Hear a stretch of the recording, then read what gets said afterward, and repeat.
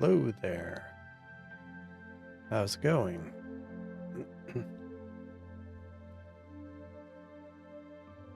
Hope everybody is doing well tonight. Let's S30 is out getting moonburn. Hello, Cosmic Ray. Good evening. 3 nights in a row. Of course, yeah, typical. It's like you get a good stretch of clear weather and the moon has to interfere. It's always hello, Turf. Hola. Good evening. Hello, Benji. Good evening. Hello. Thanks for joining. Hello, Astrocris. How are you doing? Thanks for joining. And hello, Stephen. Yep, doing it all again. Yeah, it's it's cloudy here. But the good news is it isn't at Starfront. So, and the other good news is because the telescope is just kind of there. There's no setup really. The telescope was parked and I turned it on, or I didn't turn it on. I unparked it, and it's because it hasn't been redone. It's aligned. I mean, it's tracking, so it's ready to go. So so we can get to it. Hopefully nothing's messed up in the on the stream tonight. Don't forget to like the video if you haven't already, because it does help these live streams. I'll probably be streaming again tomorrow evening. It'll be clear here, and I'll have the whole gamut of scopes. Well, I'll have the refractor and the other Seestar, but then it'll be clear at Starfront as well. So that'll be cool. Hopefully this won't mess up. Let's see. Hey, I was just before the stream, I was trying to I thought I got this idea that I'm like, well, I want to try to multi-stream to well, no, I had been multi-streaming, but I wanted to try to do an HDR stream, and that did not work. So I shut off HDR, and but yeah, so you can see the it is quite bright on the in the sky at Starfront, but you can see a ton of can see quite a bit of stars even in spite of the light pollution. I mean, even in spite of the moon. So let's find something to point at it. I think, what was it? Let me look. Thought I saw something in Discord.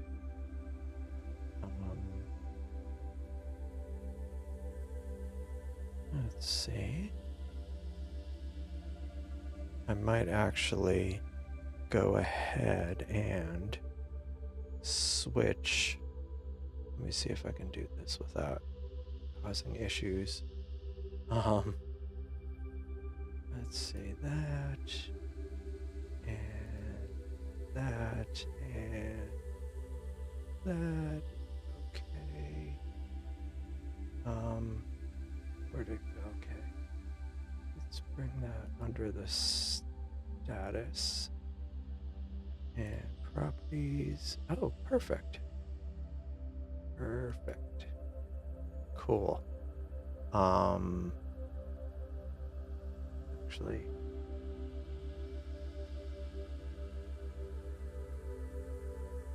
perfect. Okay, cool. Cool. Basically, I have this. I have the all sky camera here, but what I want to do is bring in the browser, my traditional browser, but I have a slightly different layout this time, but I'll try that. Just trying to figure out what would be the what would make the most sense.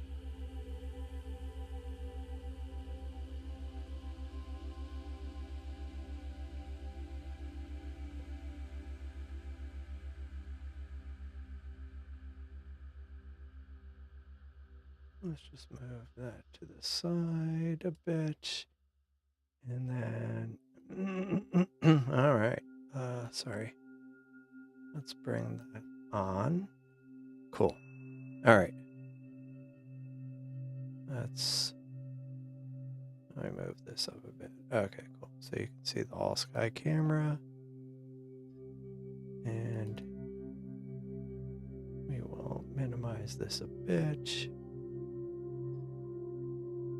And there. All right. Okay. So let's find the whole reason I went through that exercise of trying to get all of the monitors in place was twofold. I wanted to check there was a suggestion by Hot Cheeto, or no, sorry, by Mr. Peeps of, it was NGC 3686. So let's try that. See if that's you. 3686. It's let me make sure that's that right time. I think it might be too low right. Yeah, let's try that in a little bit. But first, let's go find something. Give me a sec here. And I always like bringing on. Okay, so I'm a little bothered. My mouse is lagging. Okay. So,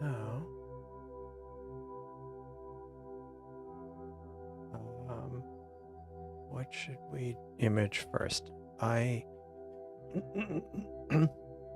had a few targets in mind. Some of them, it's going to be clear all night at Starfront, and I'm going to revisit some targets I've already imaged, but I'm going to wait until later in the evening to kick off some of them. Like, for example, the Dryer's Nebula, which Jeff is imaging over here. I'm going to wait. Well, problem is, I take it back. It's going to be too low to do later, but maybe I'll try it again in a few days. I was actually thinking about trying a different target, M78. So let's try that.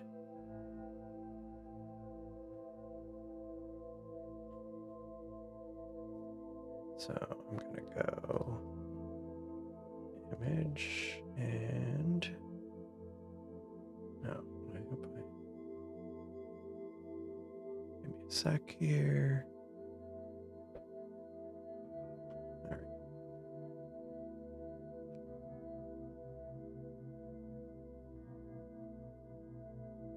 Okay.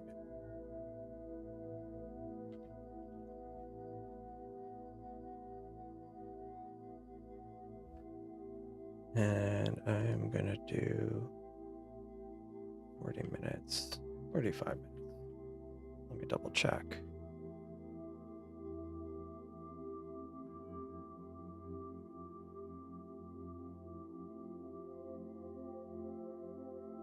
Yeah, that'll be good. It's still it's high in the sky and it'll be there for a while. I mean, it'll be a while before it gets too long. So I'll do 45 minutes and I will do focus before it starts. So to the left of the screen, you'll see the live view, which now it's moving to the target. I still need to play around with this layout, and this isn't necessarily going to be its final layout.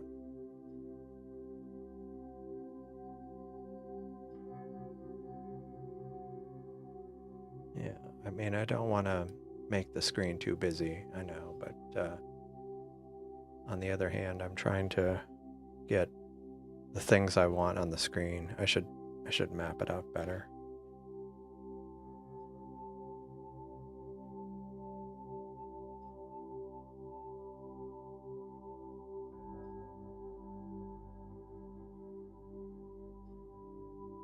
Nebula season's almost over. Planning on getting as much time on H alpha.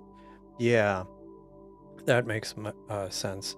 That's one thing I need to look at. There were some HA targets that I might image, or especially with the moon being near full moon, since the light pollution filter does help with the moon.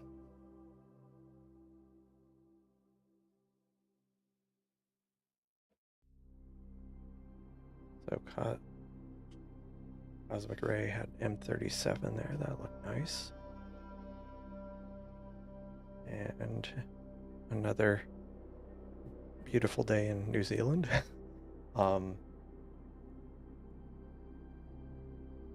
Just looking at the sunspots now. It's been a few days since I've been able to image the sun, so looking forward to trying to get back out there maybe tomorrow.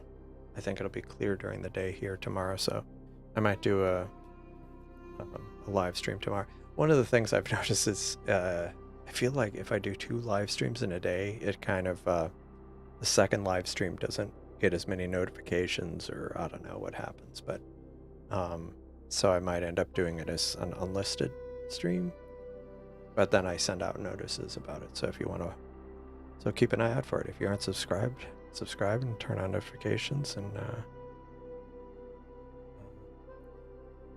yeah. So we got more data on dryers. I'm really so the Discord server.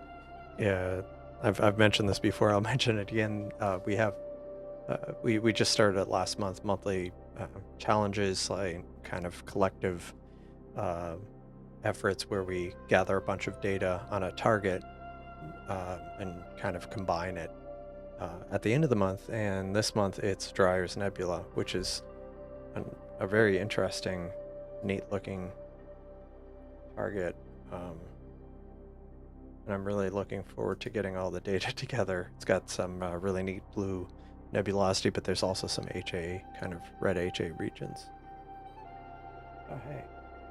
Got cosmic ray is doing M78 as well. Does mine actually even... Did mine get all confused? I think it did. Let me look at this. Yeah, why with the blazing moon?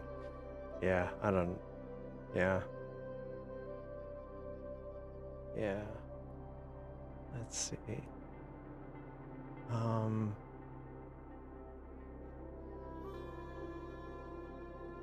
Let's see. I think... Yeah, it's gonna... Let's see. Go to commands and up, not commands. Need to stop the schedule, and this is running the latest version of the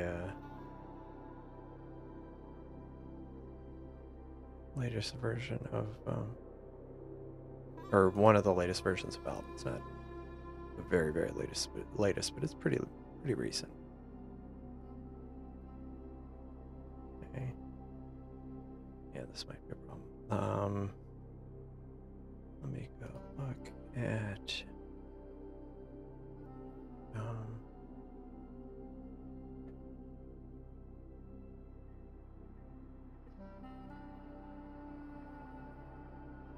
yeah, this over here while I fiddle around with it.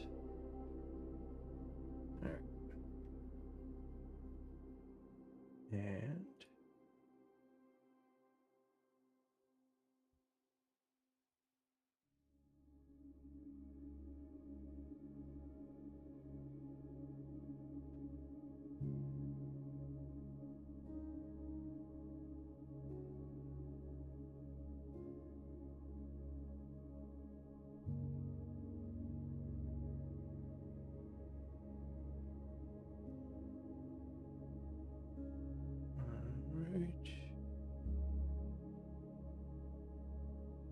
wow, that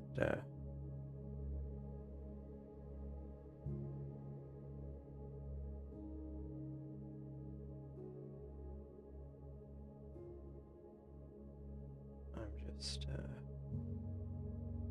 trying to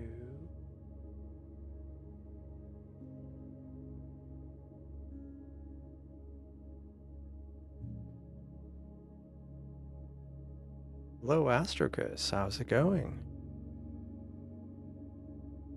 Thanks for joining. Yeah.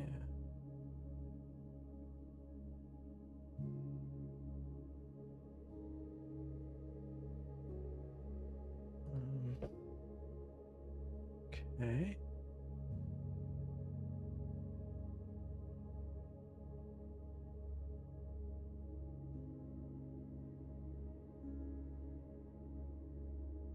Yeah, there's something wonky going on here.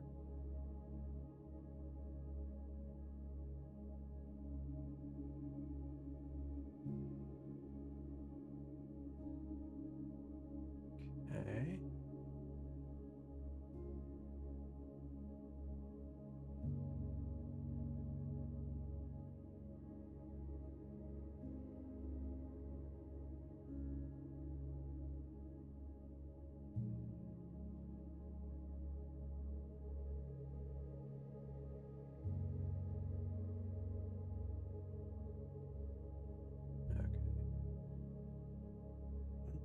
Okay.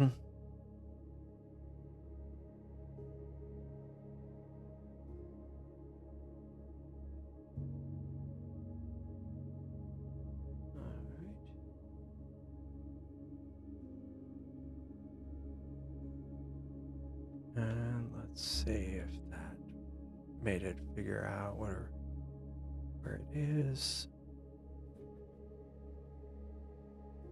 What's wrong with the Starfront?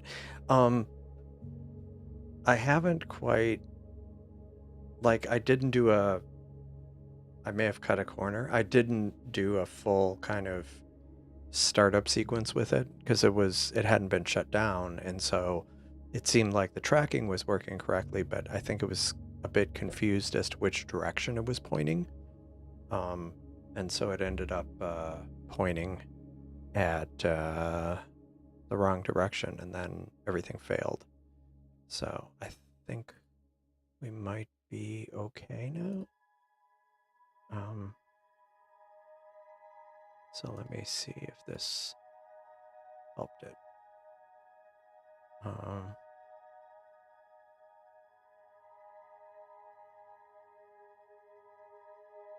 right.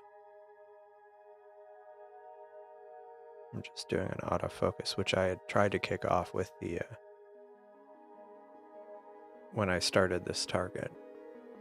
So I guess the I need to explore this a little bit more because I don't think I have to do a full polar alignment, but I might have to do like a plate solve to let it know. Yes, I do park it every night. So all I did was unpark it, and it appeared to be tracking fine. Like it wasn't, the stars weren't drifting when I kind of opened it, but I think it was still confused as to which direction it was pointing. So I think I'm going to try one thing right here, and if that fixes it, great. If not, I'm going to do one more thing, and I'll do a different thing. Okay, so focus is fine. So I'm going to try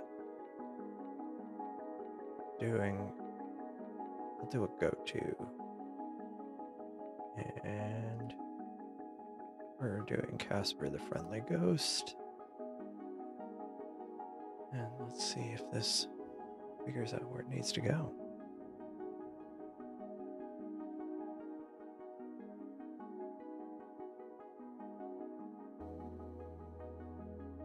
Okay. See the stars blurring by.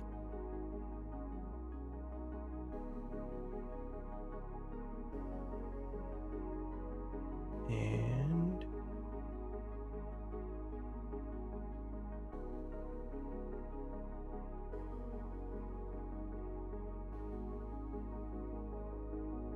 let's see.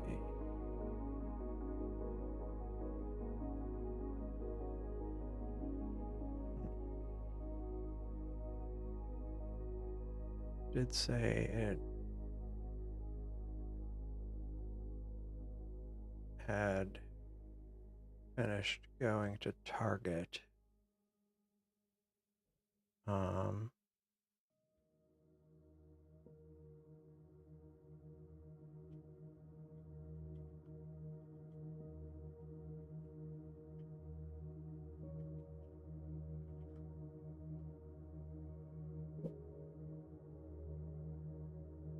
All right. Let's see.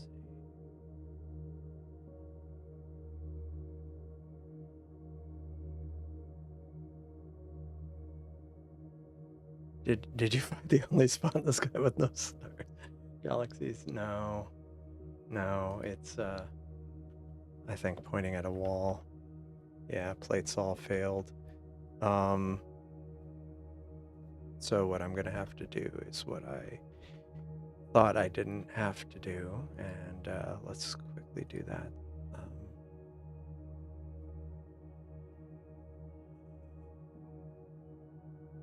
Let's see.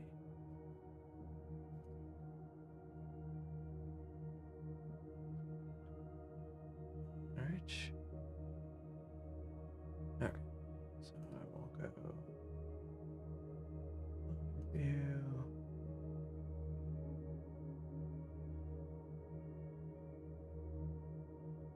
Which way is it pointing?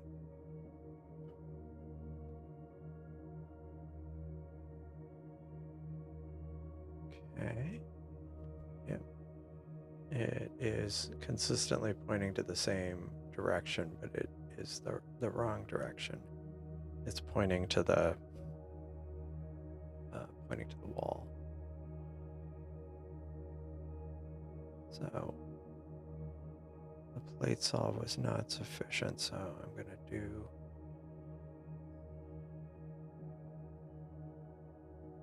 quickly. The good thing is this next step shouldn't take too long. Okay.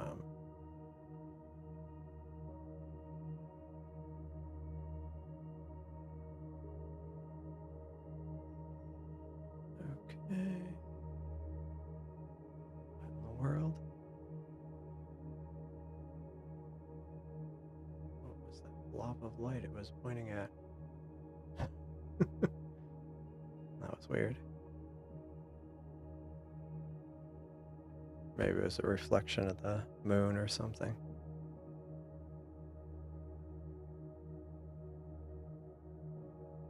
Okay, cool. So let's do this. Let's do not that, not that, and do this.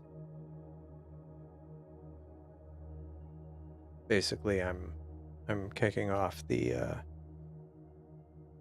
kind of sequence that I would normally do when I was starting up from scratch for the evening, but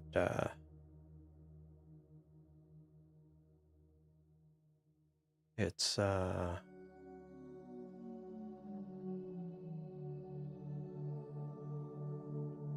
Sorry, I'm just checking.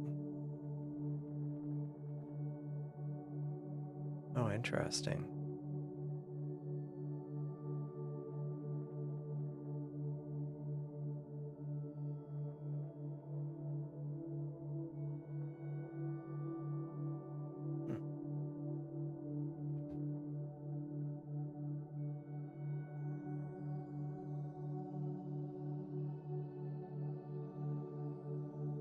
Very interesting.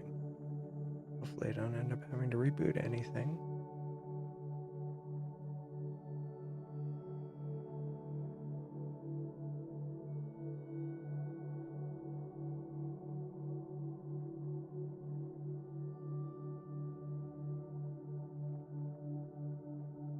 Let's see.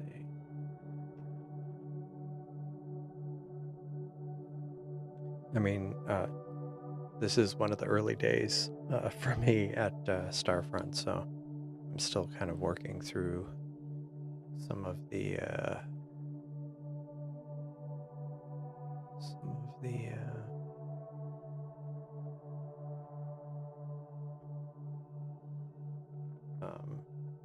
kind of things that I have to do or not do. I actually, so I pulled a relatively recent version of the code and I actually ran into it. I had hit a bug while I was trying to run the dark frames, which is kind of interesting. Which makes me wonder why it's doing that.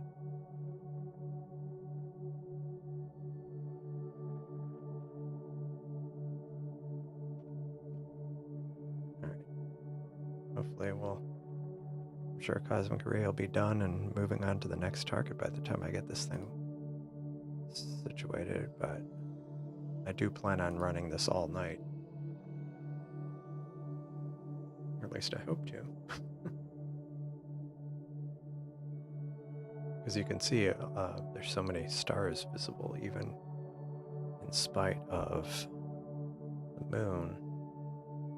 Okay.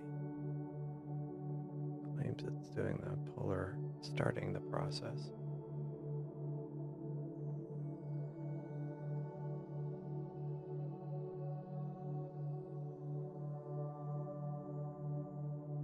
Okay, 40%, 60%. The good news is it takes very little time to plate swap at Starfront. Funny that. Compared to, and generally I don't have as many issues with it pointing at the wrong patch of sky. Or not wrong patch of sky, but there's many issues with obstructed horizon where like at home, I'll kick off the 3-point polar alignment and then it'll end up pointing at a building partway through and it'll fail, and so then I have to adjust it and start it again. And yeah. All right. Okay. It is almost done.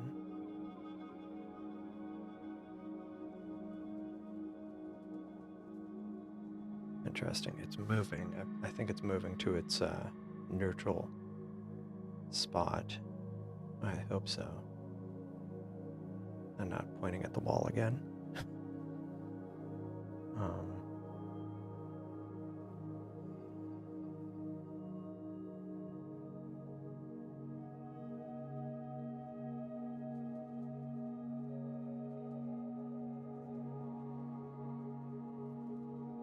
Sorry, I'm way behind on the chat. Let me go check. Yeah, I have to restart the Seestar at least once or twice.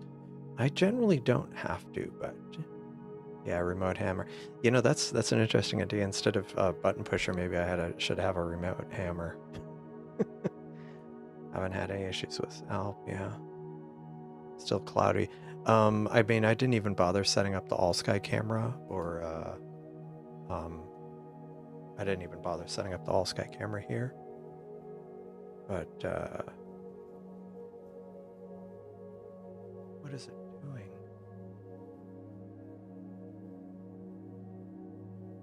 But yeah, I didn't even bother setting up the all sky camera, so I'm not 100% sure if it's cloudy or not here. It was supposed to clear up at some point this evening, but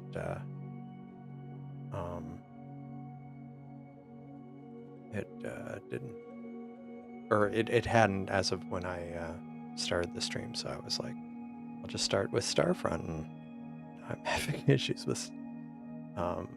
It seems to be confused as to which direction it's pointing. So maybe I do need to park it and reboot it, reboot the Seestar and start over, rather than chasing this all night or any longer. But luckily,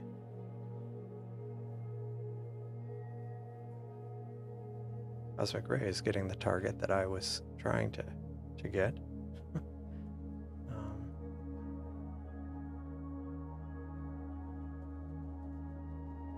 Yeah.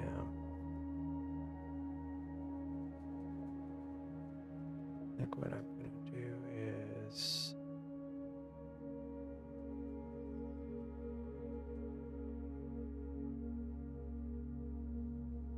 the problem is, let's see, it's going to go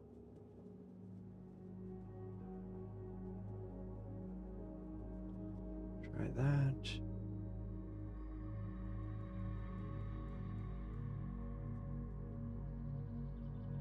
And maybe that's something I just need to do every night, or before when I'm getting ready, just reboot the Seestar remotely, start it up, do the alignment, and not try to cut corners.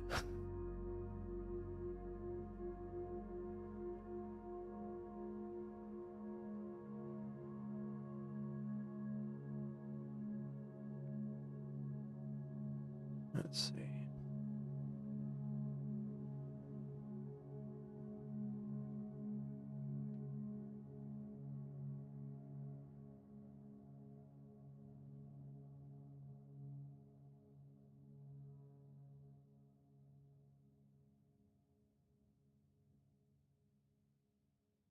Okay.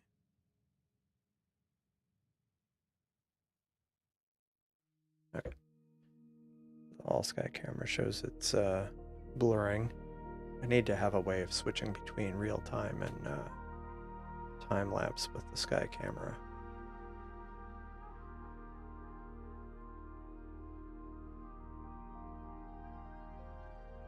And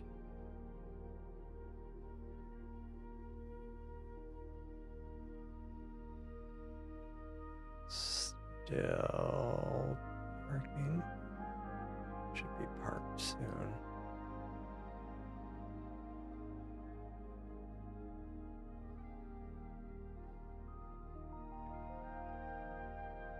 So one of the things it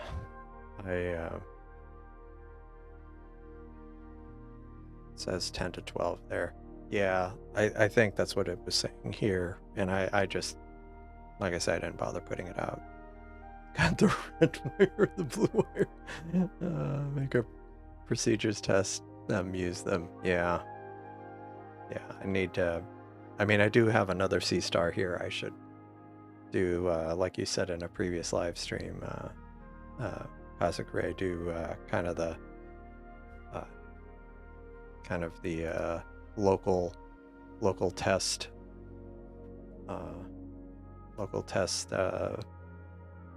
set up, and then kind of practice on it, and then before trying it on this one.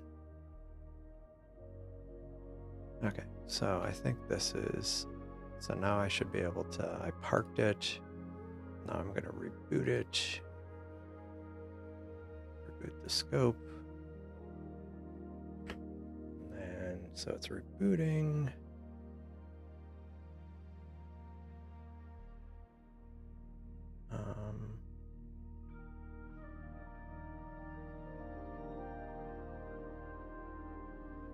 So weird. I think it's like seriously confused. Sync to target. Parking before shutdown. Waiting for scope home to finish.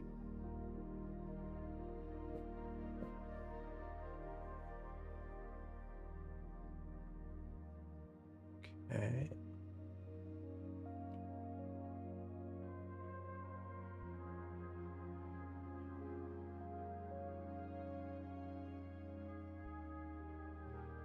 So once it actually reboots, I can tell with Alp because there'll be like a connection error.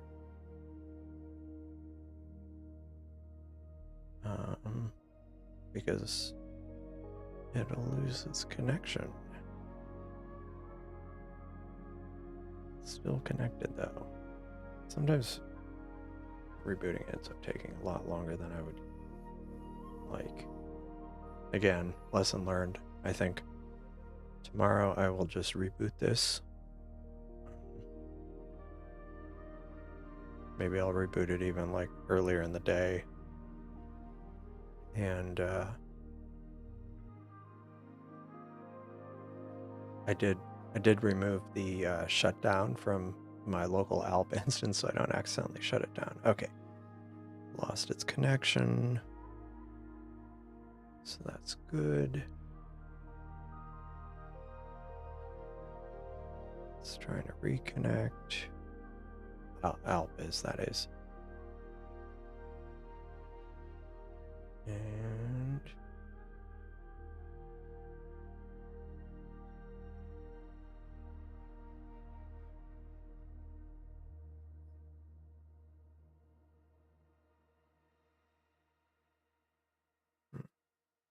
still waiting. Yeah, I was all excited. It's like everything's ready to go. I can just start imaging almost immediately after the stream starts going, and here we are, and still no imaging.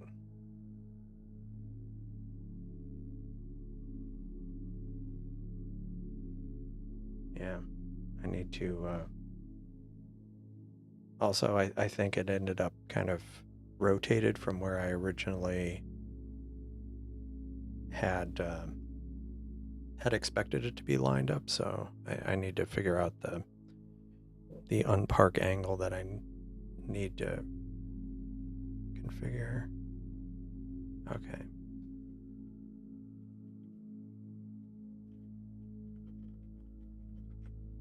All right. Just for good measure, I restarted Alp as well, in case there was any lingering stuff. Still having issues, so let's do the startup here. Let's get to it.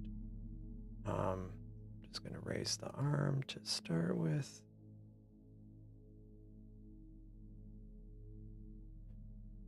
Okay.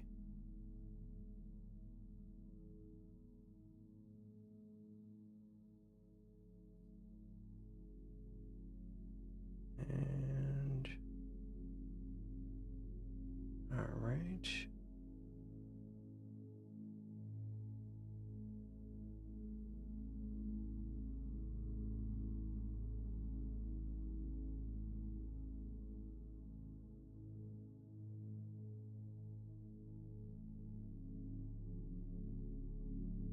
Okay.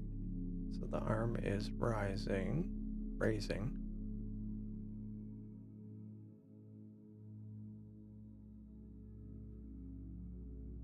And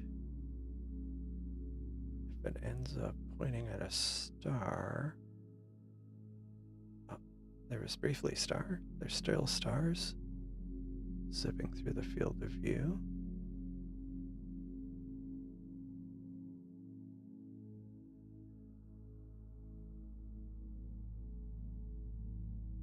A lot of stars.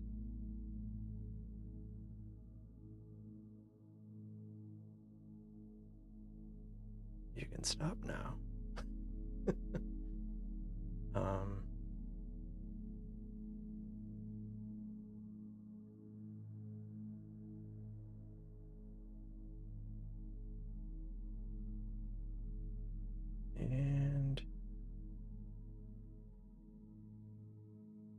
course.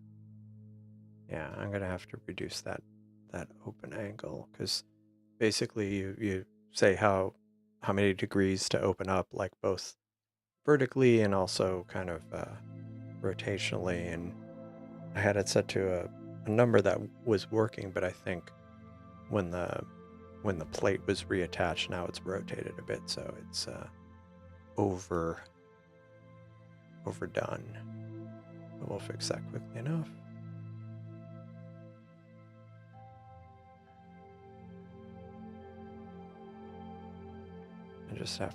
I'm just manually rotating it back to get it back on screen. I mean, to get the stars back on screen.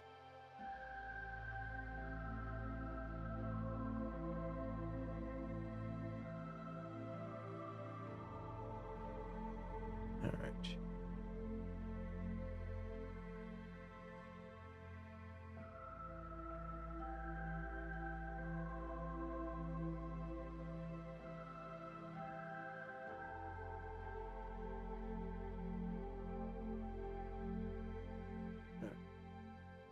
We're getting some stars back on screen.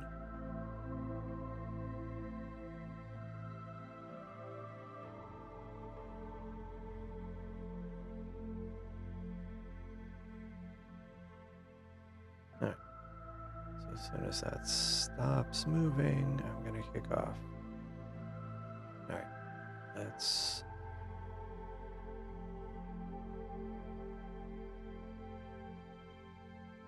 do that.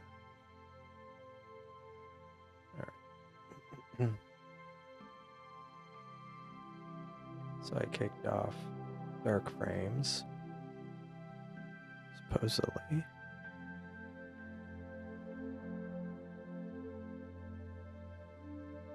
Interesting.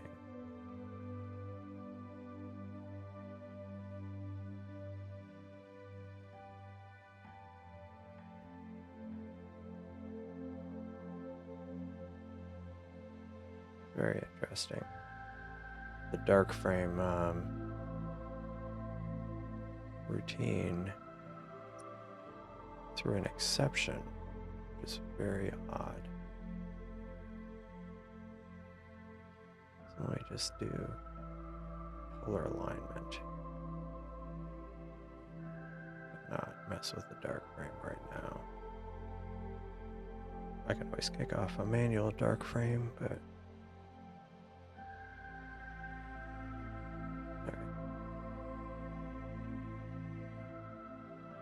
alright, 20% and 40% and 60%.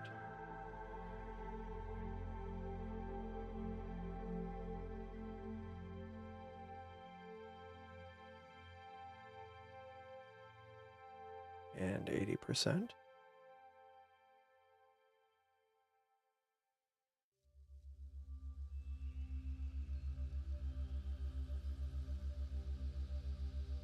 And 90%. Okay.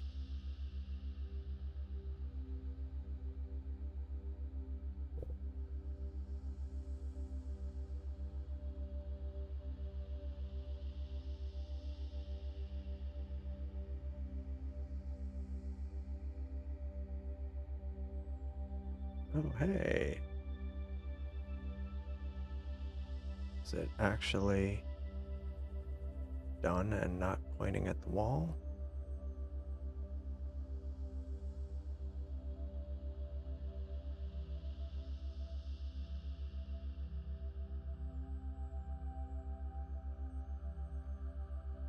And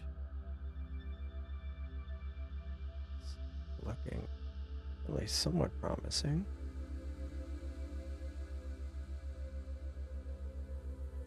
Yeah, I wonder why this sequence seems to just take a while sometimes. Okay. And I'm gonna kick off creating a dark. So it should go dark, hopefully.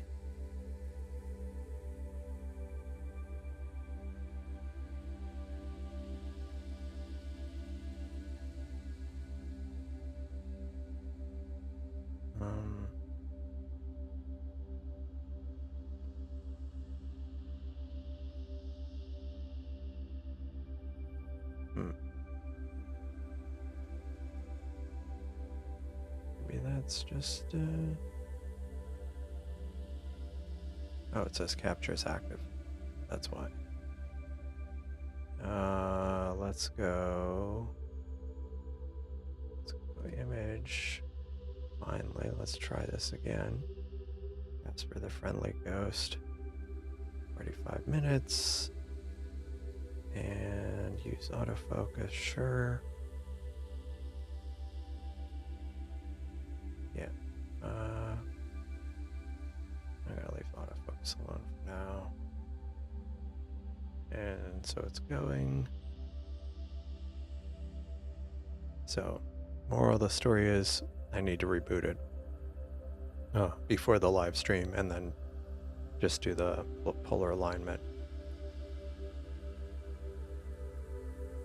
So, yeah. Alright. I am way behind on chat. I'm sorry. Okay. Not sure if you know the issues. No, I didn't know that. That's interesting. Cosmic rays. Huh. Vonets repeater. That's a great writing. Just getting here. What happened? I was trying to, sorry, I'm about 10 minutes behind on the chat. So I was so preoccupied. Basically, I had left the scope parked, but I hadn't rebooted it. And when I rebooted it, or when I tried to, and I raised the arm, it was pointing at stars. It wasn't drifting, so I assumed everything was fine, equatorial alignment and stuff. Nothing had been rebooted. And I did go to, and it ended up pointing at the wall. And plate solve failed. And so then I manually plate solved and ran a go to, and it pointed at the wall. So then I rebooted the Seestar, restarted Alp, reran the polar alignment, and now it's fine. So, yeah. That's cool. Anyway, so that was frustrating. But, oh, hey Dave. How's it going? Thanks for joining. Yeah, I'm still sitting up. Yeah, amazing dark matter from Steve. Yep, pretty much. I was just, hey, it's Friday night. Let's do particle physics. I spent one spring break in the basement of the physics building working with radioactive samples. That was all my friends were at the beach during spring break. I was working with radioactive stuff and Geiger counters and stuff. Yeah, it's kind of cool. Yeah, bust open and use the Merrick. Yep. Yeah, I think the finger bot will be good. Yeah, I think I need to just restart everything going forward. Hello, Cheap Astro. How's it going? Thanks for joining. You got here just in the right time. I finally got things running. Everything had been like left up since the last time I imaged. I thought it was good to go, and every time I did go to, it pointed at a wall. So after restarting the Seestar remotely and Alp, now it's fine. Yeah, king the Alp source, and like you're gonna eat it. Yeah, that would. I don't even remember what I was working with, like what kind of materials I was working with. I mean, it was for a lab. Anyway. Yeah, Dave's in the house.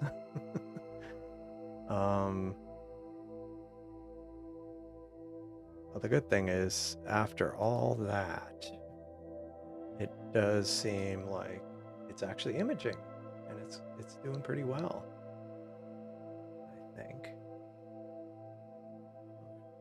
I can't actually see it well. Yeah, that's probably what I need to do. Just have a reboot everything every night and do it during the day, so if I need them to poke the button, I'm not doing it after dark. Yeah, I need to do that.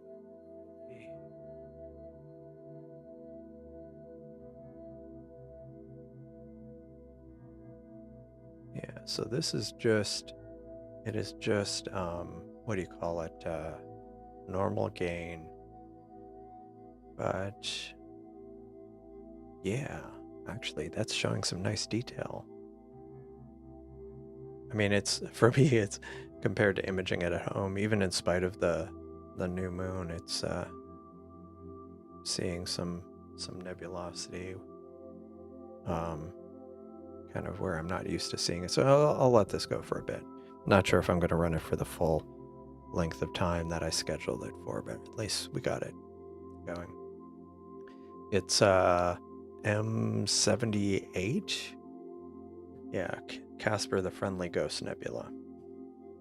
So it's one of those targets that has a lot of reflection nebulosity, which I always struggle to get. I struggle to get good results at home, so I'm kind of trying to emphasize targets that I can't easily get at home in any normal amount of time. But yeah, so that's what the first target of the day, of the night, is, and I do plan on letting it run for a while tonight. Like after the stream ends, I'm going to keep it imaging some stuff. Not sure what yet at this point, but I pulled it up over here just so I could see it. But it's kind of redundant for everybody else.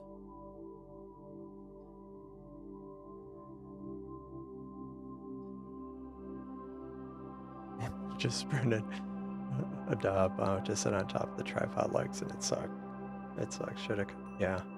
Yeah. Use Dave's designs. I definitely need to. Once I kind of get the I feel like the refractor's just about in a good place now. I've the last live stream, for the first time, I actually used lights, or not lights, flats, during the live stack, and I feel like it made the results a bit better. Actually, I know it made the results better. So, and I've been using darks, and I was pretty happy. I had, or I kind of had, I hadn't had a chance to process the image, but Builder graciously volunteered to process it, and I was, gosh, there's something wrong with this computer, but I am not rebooting it now. At some point, I'm going to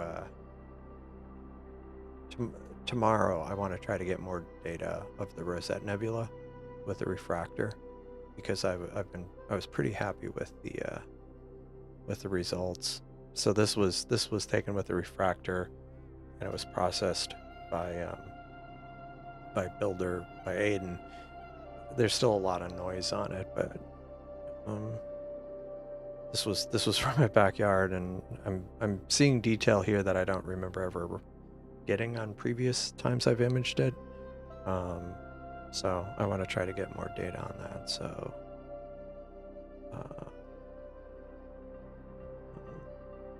So I feel like the refractor's in a good place. It was tracking well. The results coming out of it seemed to be pretty reasonable. I don't know if there's really anything. I need to attach the focuser to it, but that's more of a, what do you call it, a quality of life improvement. Uh, but I don't really feel like there's much else that really needs to be done with it. The reflector, on the other hand, needs collimation. Probably needs a guide scope. I might go ahead and purchase this this Orion one that was pointed out to me, because the price was pretty good. It's at High Point, so once I get that in place, I think the reflector will be in a good place. Yeah. No, I mean, I didn't do. I mean, all I did was stack it. It was all Aiden's work. He wanted more data to process, so I'm like, please be my guest. And yeah, it did highlight that I need more data to get rid of some of the noise, but the details coming along nicely. So yeah, I need to get the reflector kind of in a slightly better state. So I'm kind of a ways away from considering something else, but one thing I'm kind of trying to tie it back to the conversation, or the message about Dave's designs. I've been maybe later in the year might try one of those. I originally thought I'd do the astrograph. Everyone uses Tom Sawyer processing a lot. Yeah, well, yeah, I mean, but yeah, I want to get the, I thought I would do the astrograph, but now I'm thinking I might do kind of the Hadley or Dobsonian type design. So maybe that'll be later. Maybe that'll realistically probably in the fall. But let's see. Yeah, got photo bombed by a satellite.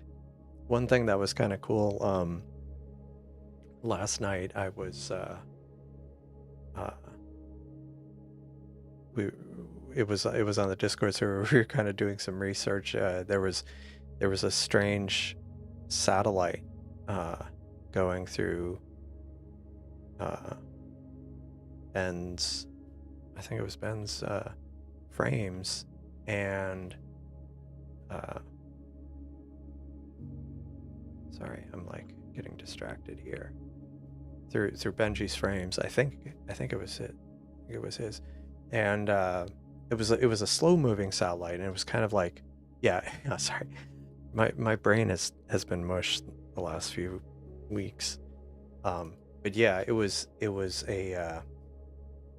interesting. It was a slow moving satellite, and unlike these that kind of go across the field of view very quickly, this one took like over 2 minutes to get through, and I was having a hard time thinking it through, and then I guess we kind of suspected, but then came to the conclusion that it was a geosynchronous satellite.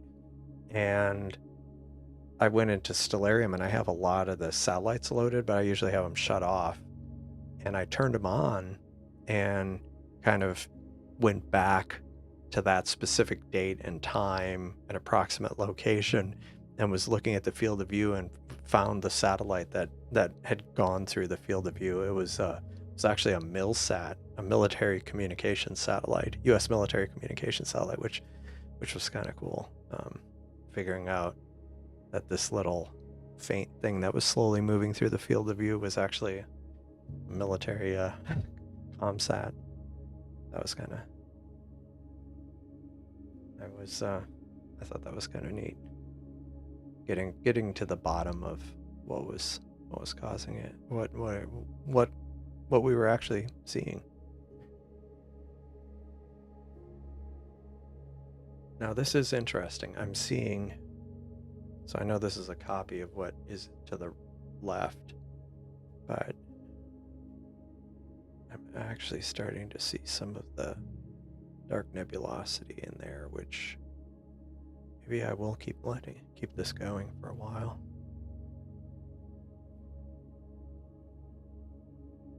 Oh, neat. Neat. That's pretty cool. That's pretty cool. But yeah. Yeah, no, the black van. I was like, don't yeah, that black van, I won't remember it tomorrow. They'll just have me stare into the bright red light. Okay, maybe that's a different department. Not a department, different group. But yeah. It is funny because yeah, when I was looking at it and seeing the satellites going through around, of course most of them were Starlinks, but then every once in a while you'd see some kind of US military satellite.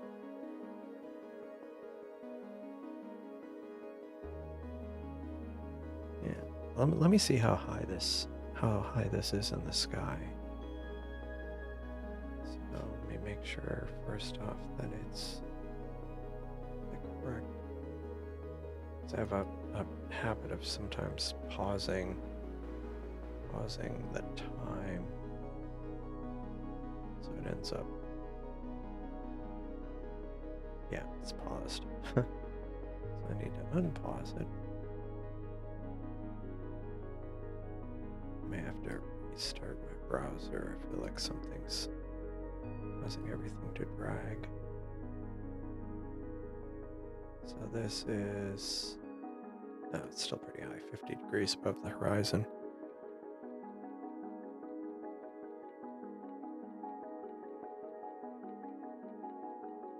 On scope, week and a half of rain and clouds. Yeah, that's unfortunate. Yeah, we're supposedly going to have some clear skies for a few nights, so tomorrow looks good here and at Starfront, and I think Tuesday's going to be good too. But I don't know that I'll do a YouTube stream back to back, especially if I end up, doing it past. Oh, that's funny. Dave popped in, and I see he's doing a live stream right now. That's funny. It's like I've popped into his stream while I was doing a live stream.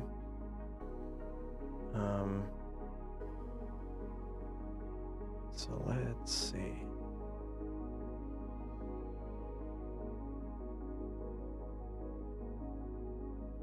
Oh gosh. I get the most random recommendations on my YouTube. It's from 3 years ago. Timothy Chalamet replaced by Elmo in Dune. I've seen that before, but for whatever reason it recommended it to me.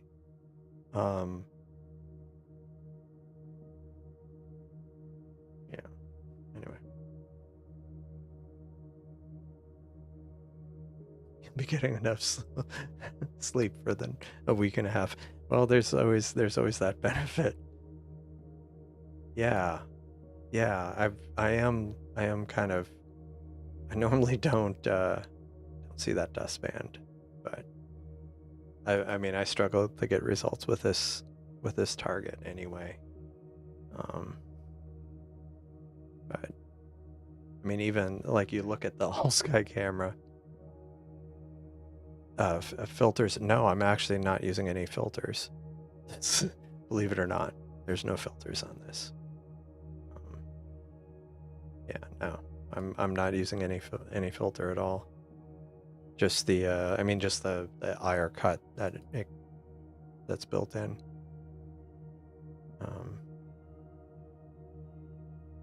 I mean, it's like even like this. There's surprising number of stars given how bright I mean, granted, some of it is the all sky camera software that I'm running because it's doing a stretch, but like you can see the Orion Nebula in Orion from the sky camera, so it's still. I think the sky's fairly I was looking at one of the astronomy weather apps, and it was saying later tonight at Starfront the conditions were going to be after the moon goes down. The seeing was going to be really good, and so I definitely want to kick off some things tonight, not miss out on that. Yeah, right in a zero. Someone had suggested the moon should get covered in tarps. That would be handy. How to crash the universe display driver. Yeah. Oops. And I've said this before. I'll do the obligatory plug. Don't forget to like the video. It does help the live streams a lot. And also I will be doing kind of a more standard live stream tomorrow evening with both Seestars and the refractor again. Going to be getting more data on the rosette with a refractor, and then the Seestars. Don't know. Probably I'll look at the moon with one of them because I want to try to work on some of the Alp handling of the moon. Fix inside sliders to change contrast, noise. That would be, but again, it would be bad if it crashed.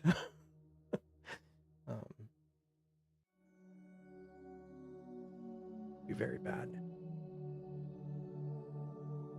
I do think I want to do this target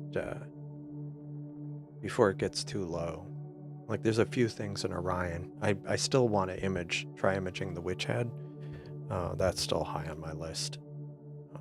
Very high on my list, but I'm gonna wait until the moon's a bit more out of the way. Standard stream 2 hours of Python coding.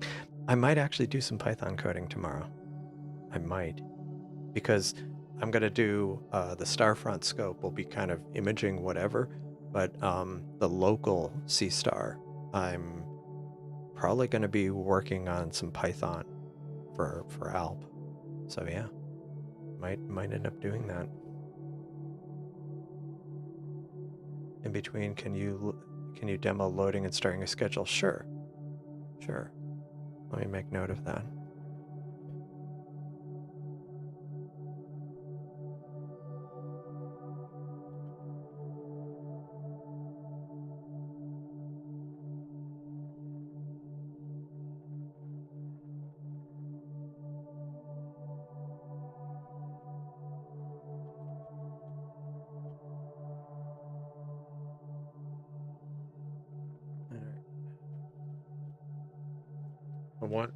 One thing that's kind of really top of mind is the lunar eclipse that's going to be on Thursday night. So I'm still not sure what the weather's going to be like here. I really want to do a live stream, and I'm willing to drive a little bit for it if it's going to be cloudy at here and Starfront, but I'd prefer not to. And I don't know how far I'd have to drive, so I think by tomorrow I'll have a better idea of what the weather's going to look like on Thursday. But if it's clear where you are, definitely check it out, because it'll be pretty nice. It'll be not the deepest possible lunar eclipse, but it'll be a reasonable one. It'll be a total lunar eclipse. Turned up and caused a supernova. Oh, okay. Kept setting a schedule. Okay. Huh. Well, I made a note to try that out, or to check that out on stream.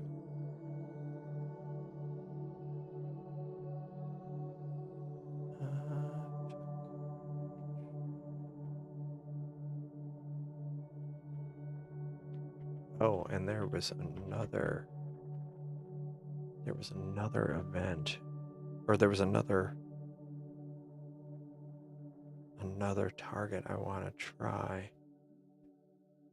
and it's up all night, so I might do it very briefly. It's a planetary nebula, and where did I run across it? I think it was, did it come up on Dave's live stream or some other place I saw it. Anyway, I'd made a note and I want to try to image it. It looks like an interesting planetary nebula, but it doesn't have a normal catalog number, which is kind of interesting.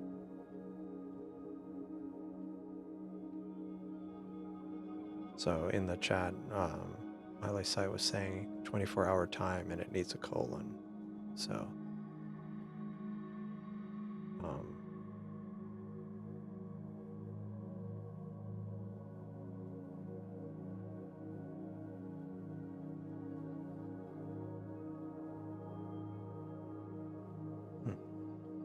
yeah, one of the things I might want to try to get more time on is the antenna galaxies, because I've got some data on them, but I feel like I could get a lot more.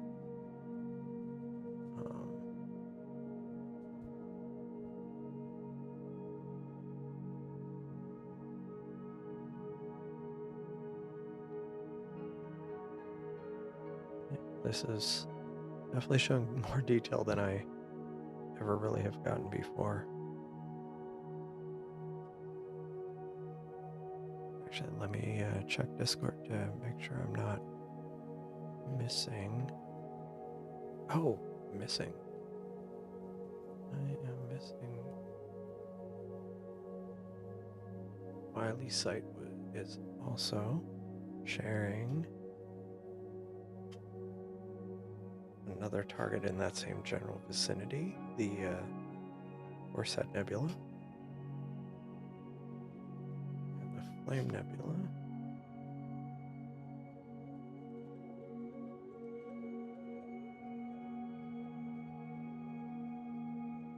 Yeah, I think I'm gonna get more data on dryers, but I'm gonna wait until it's a little until the moon's out of the way.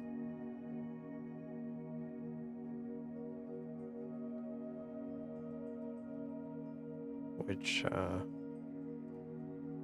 me see, when...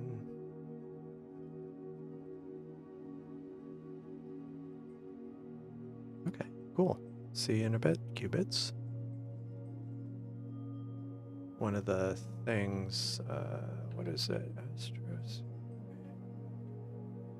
Yeah, according to Astrospheric, it is supposed to be good here. Actually, it's showing average seeing an excellent transparency here. Unfortunately, it would be actually no, because of the sunset, because of daylight savings time. It's not going to be dark at that point. That's too bad. Typical. But supposedly Monday and Tuesday are going to be good. So I'll probably do a live stream Monday. Oh man, Thursday midday is looking good, but it's looking cloudy in the afternoon, and evening, which doesn't help me for the lunar eclipse. Let's see what it's looking like at Starfront for the same time.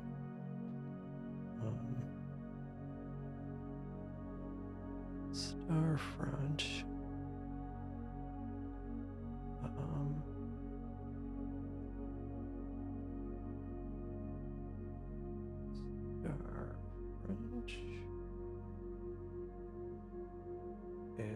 Is Monday looking good, Tuesday looking good, Wednesday looking good, Thursday, yeah, starting to look iffy in the afternoon. But we'll see. That's still a few days away. If so, I might have to start figuring out where I might be able to see it. Because ultimately I want to be able to live stream it. Oh, nice. Copper bricks for the lunar eclipse. Hopefully, how's the weather looking there right now?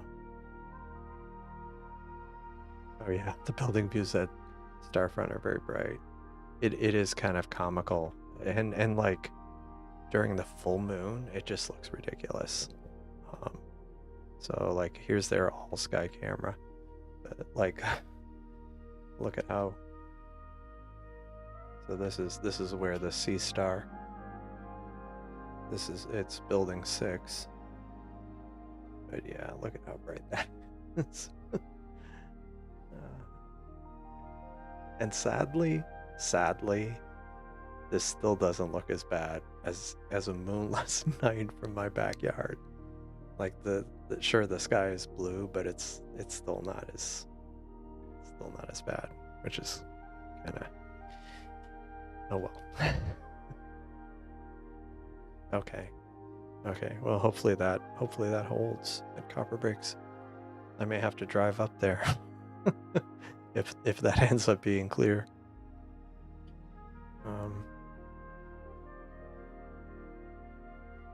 Yeah, this the drop rate's pretty good, which is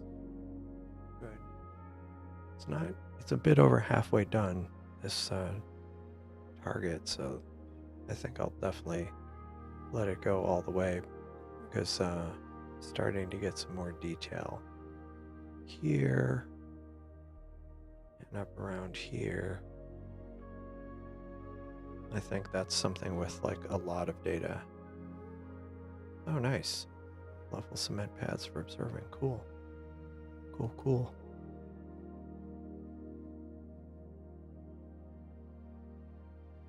Yeah, speaking of dryers, I had Aiden also graciously processed it, but I had gotten 2.5 hours of dryers Nebula from Starfront, and this was kind of the result. It has some noise in it, so I think some of that I'll clean up with even more data. But given that I've spent probably an hour or two on this target from my house and I got nothing, I was pretty happy with that.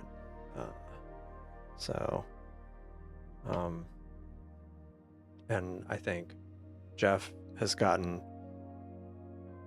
he might be up to 10 hours of data on it with his refractor, and others are collecting data with Seestar. So I'm really looking forward to the result. I think it'll be really neat. Oh, that stinks. Hopefully it's not everywhere. Otherwise I don't know where I'm gonna go. But I'm definitely not gonna drive to Maine. I'm not gonna do something like that again. Like I did for the solar eclipse. I mean, the good thing is the solar eclipse, it's got a very narrow path of totality. Lunar eclipse, it's visible from the entire hemisphere that's facing the moon, so I just have to find somewhere without clouds. That's not a terrible drive away. Arizona, New Mexico, yeah, maybe. Well, let's see. Let's look at Astrospheric.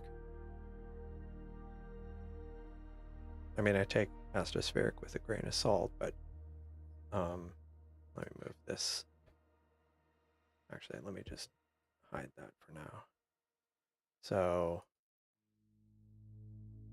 this is not quite Starfront, but approximately, and you can see Thursday it's looking iffy. So let's see.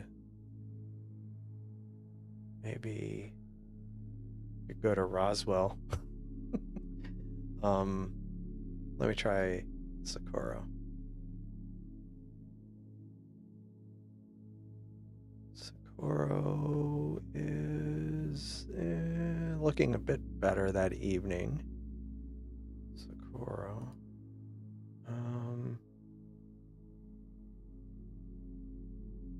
I mean, is El Paso even? Like, how does El Paso look? No, El Paso looks bad on Thursday. Let's look at Tucson.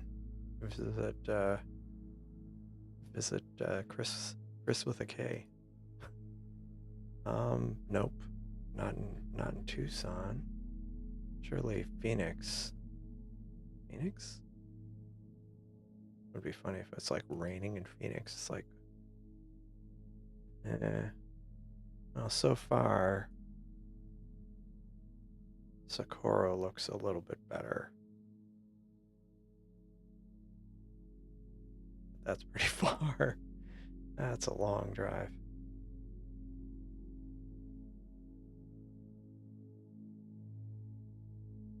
Go to Los Alamos. Now we're getting into kind of ridiculous territory. No, cloudy there too. I don't know. Granted, that's days out and it's astrospheric, so take it with a grain of salt. But yeah, we'll see. On the other hand, would I drive all the way up there? I don't know.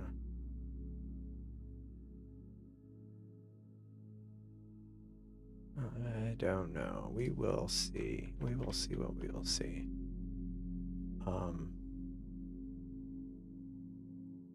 Actually, for a lunar eclipse, it's not like I have to go. I could go a different direction.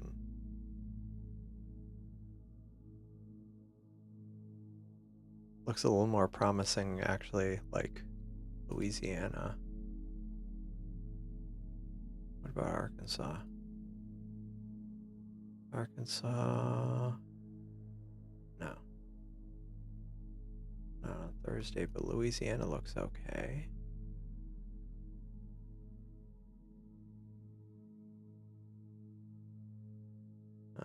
Well, I'll go through this exercise. Maybe I'll go through it tomorrow when yeah, too far exactly. Yeah. I'll go through this exercise tomorrow to figure out, because it'll just be that much closer time away, and hopefully the forecast will start getting a bit more firmed up. Yeah. There was a certain distance I was willing to drive, but some of those places I was just looking at were beyond where I was realistically going to drive.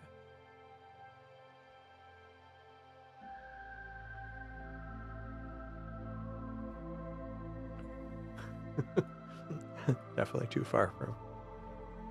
Yeah, I mean around. Yeah. Yeah.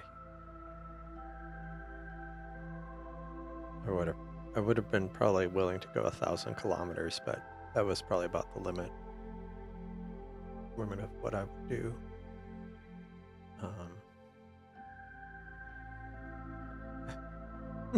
So, yeah, no, I don't think so. Although that is could go. Let's see, is Wisconsin going to be good?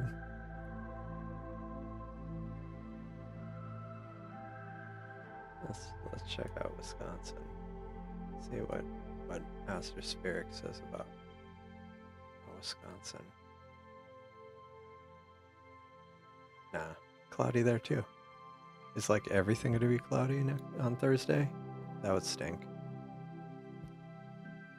Then again, for normal astronomy, it could be high clouds and be kind of not great, but for the full moon, it might not be too bad.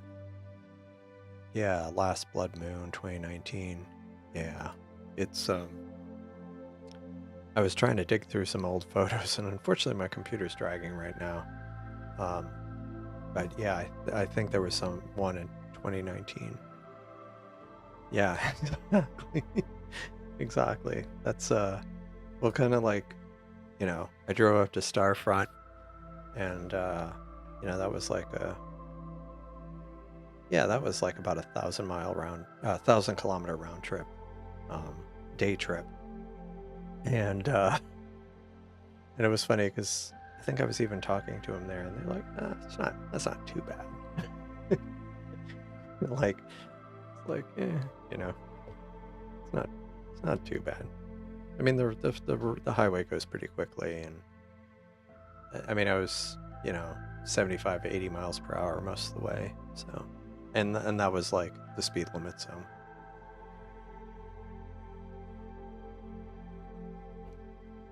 Yeah, exactly. And the weather was nice. Well, it wasn't as nice here, but once I got further along, it got nice and sunny, and it was good. Well, yeah. I mean, yeah, I don't know what my top speed was. Yeah, 90 and an 85. Yeah, I don't. I was on, I was on, I think the highest speed limit, I think the highest posted speed limit was 80 where I was. And sometimes I try not to get too carried away on like the smaller roads that go through little towns, just because those are the places where I've tended to get pulled over. 360, yeah, that's not too bad. Again, it's a quick trip.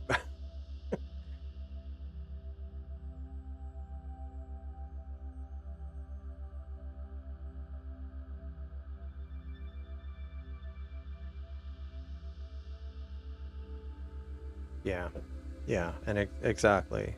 That's uh, that's why I try not to get too carried away. I basically, like, I'll set it to some reasonable speed and then just turn on cruise control and just kind of kick back, um, with my eyes open, of course. Just yeah. Fort Davis might be okay. I would do Fort Davis. Fort Davis would be awesome. And I've been wanting to go back to Fort Davis, so not during a full moon, but for an eclipse I'd do it. So we'll see. Fort Davis would definitely be within that zone that I'd consider, because I could head up in the morning, or head over there in the morning, get set up, see the eclipse, head back the next day, be back home. Or if the weather was nice, I could stay a day, but I'd probably just go back home. I mean, I got a flat tire just before I went to Starfront, like literally a week before, a few days before. And so I got because the other tires were old enough, I ended up replacing, and they had enough miles, I ended up replacing all of them. And so I've got basically brand new tires, so why not? Yeah. Yeah. Yeah. Yeah, I mean, I'm open to wherever it's clear within reason. Um, yeah, get some sleep. Yeah. No, I mean, I don't know. I haven't seen one in a few years, so um, it's we'll see. We'll see. Depends on the weather. If it ends up where I can't reasonably drive to it, I just won't. Yeah. Yeah, it's a pretty long one. Although I was looking it up, I think one of the most interesting upcoming lunar eclipses is in 4 years. Um, yeah, so this one, and how did I reach this conclusion? I'm not sure how I found this, but I was basically looking at the Wikipedia article for this, and the umbral magnitude is 1.18. So that's how deep it is into Earth's shadow. So you can see right here, it's in, like here's the penumbra and here's the umbra. So it's well within the umbra. But in June of 2029, I don't even know where it's visible. Okay, it's unfortunately it's more like it would be visible here in the southern US. Otherwise, it's like Central America, South America, a little bit of Africa. But look at this one. It's like goes right through the middle of Earth's shadow. and that had a magnitude of 1.8. So,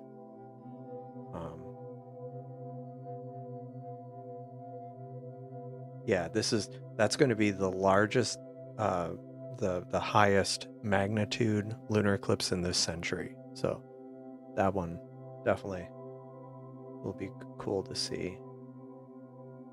It's the darkest and greatest total lunar eclipse of the 21st century. But this one's pretty good too. Like I say, I'm not gonna drive like thousands of miles for it like I did for the solar eclipse. But I am willing to drive some.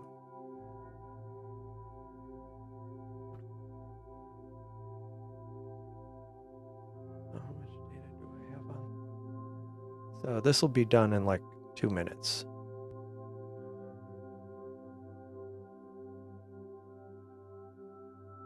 Right. Right. You mean from here?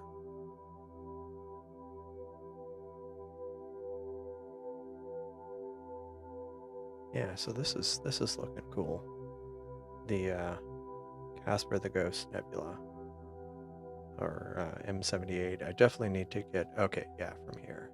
Okay, that's done. So now on to the next target. 100% visible on the East Coast. Okay, well that's good to know. I mean, that's 4 years out. We'll got plenty of time to think about it, but this one I'm definitely hoping to be able to see at least somewhat. Okay, so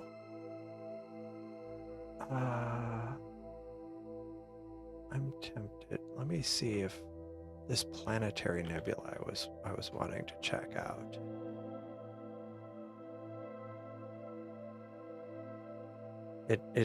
It kind of surprised me because it's actually a fairly large one, but it's got this catalog number that I'm like, well, that's odd. But yeah, I mean, it's actually not too bad size-wise, but pretty high in the sky. So, which direction is it? How close is it to the moon? We'll try it. We'll try it. We'll try 20 minutes on it.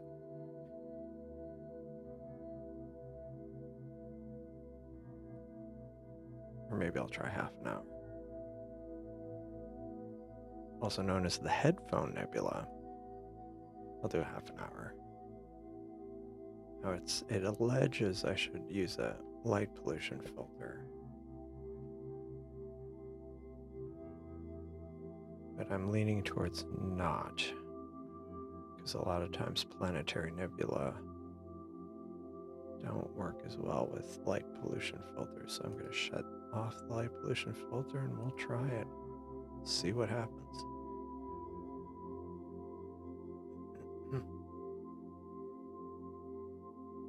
So only 4% drop rate on that last one, which is interesting. It doesn't seem to be having quite the drop rate that it had cloudy in New Jersey on Thursday. That's too bad. Yeah. Seems like a lot of places are going to be cloudy, but kind of curious what things will look like as we kind of get closer to Thursday.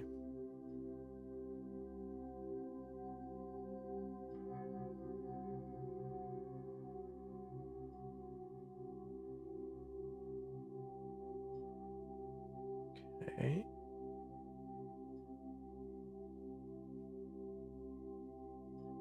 All right.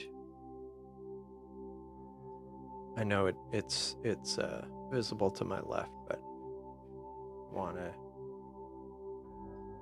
try to have kind of the overview and then a more zoomed in view here.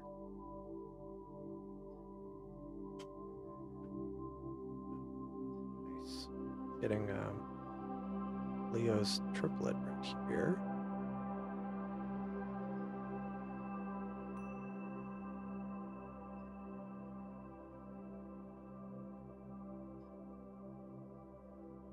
And more data. Maybe this might be a mistake because of the moon. This might be something I end up trying again in a few weeks, or not a few weeks, in maybe next week. Like try to image it after sunset but before the moon rises. Yeah, okay, according to the weather channel. Hello, Ryan. Good evening. Thanks for joining. How's it going?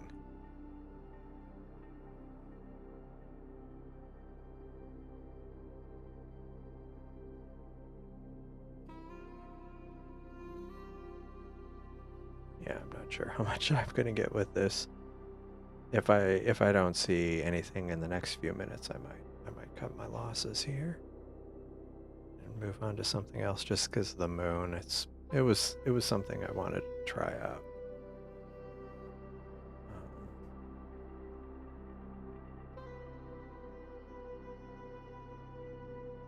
Let's see.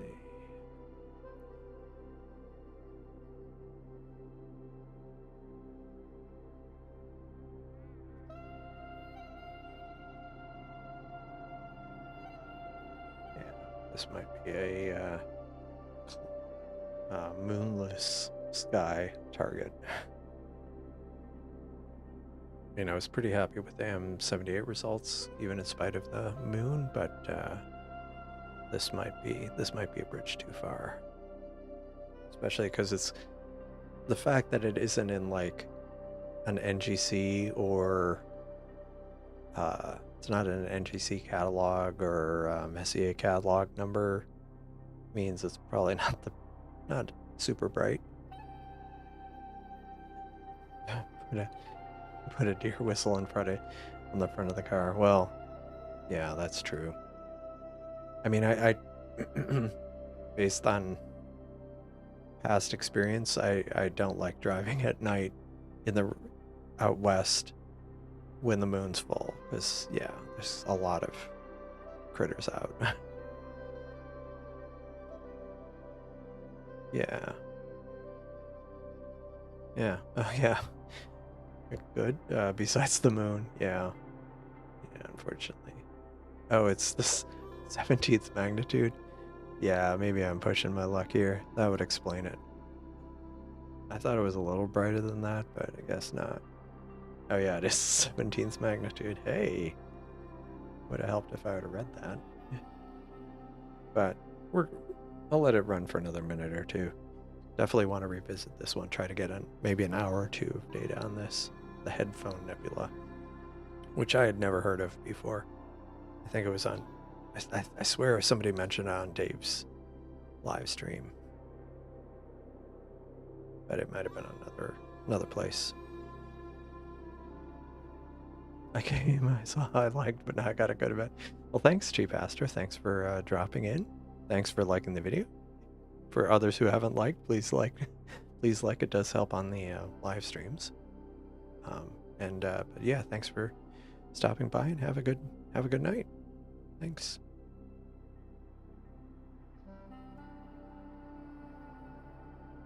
Yeah, 17th magnitude was ambitious, so I'm gonna find another target. But definitely something I want to try again. Speaking of things that might be ambitious. Again, this might be pushing my luck here, but oops.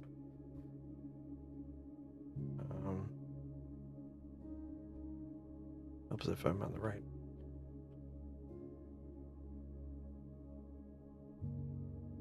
How high is that? Maybe I'll try this. The Snowman Nebula. Because that will be using the light pollution filter.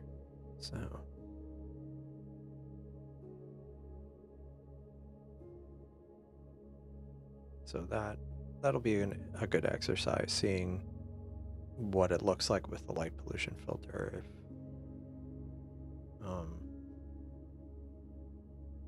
yeah.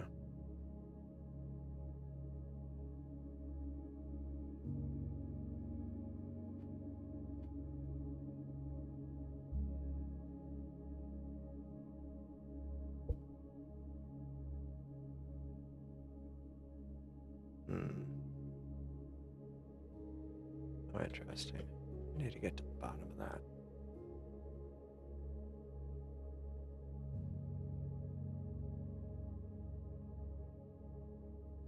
All right. So we will go image.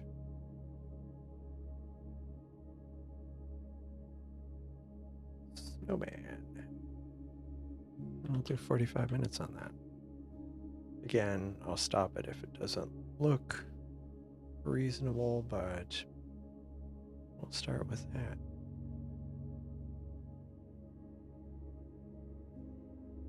Most people are using narrow band. Interesting. Okay. Well, maybe let me look at it, see.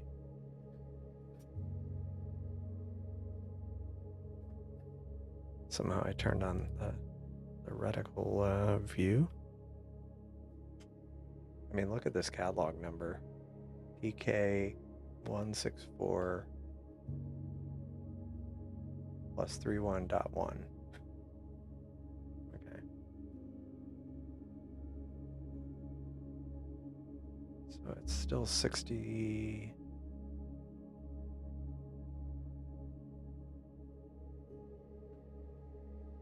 When does the moon set? Oh. The moon will be gracing us with its presence.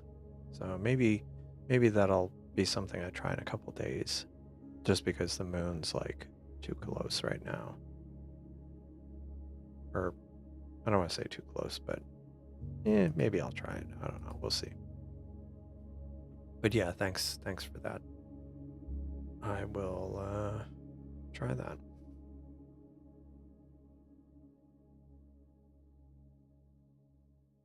Transform failed.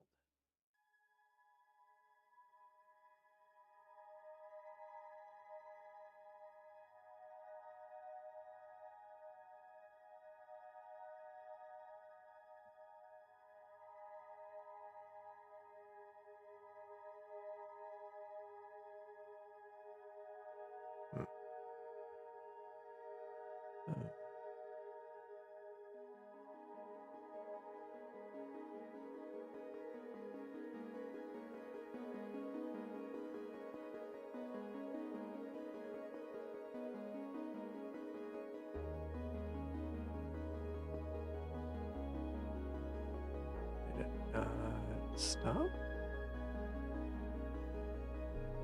I think.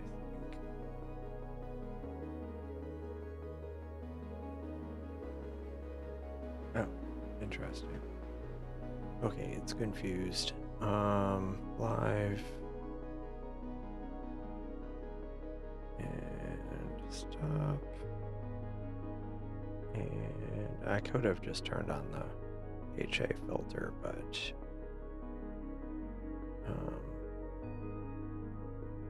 schedule, and let's see, is it where it needs to be?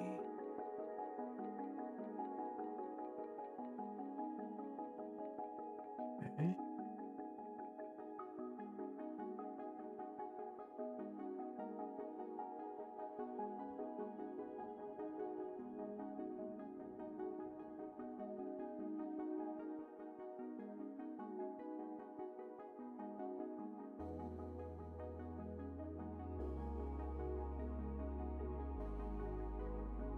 Lights off. And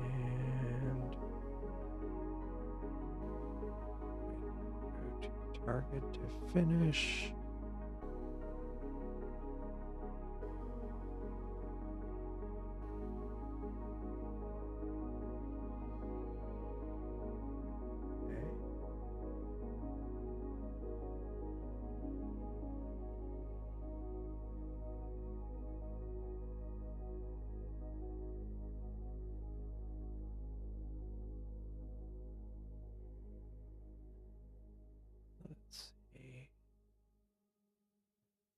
Okay.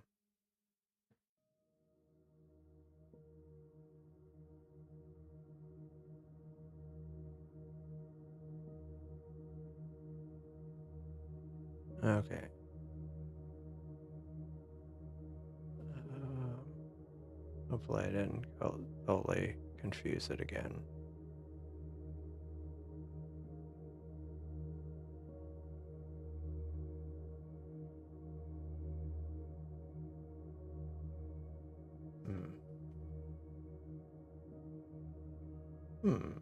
Is there a way to...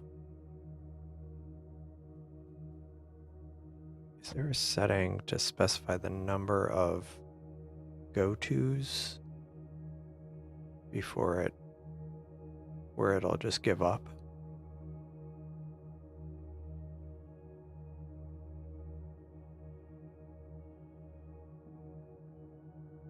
Okay.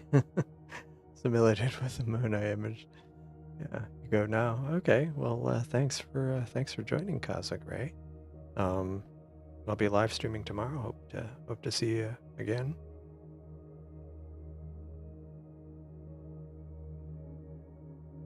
Have a good evening.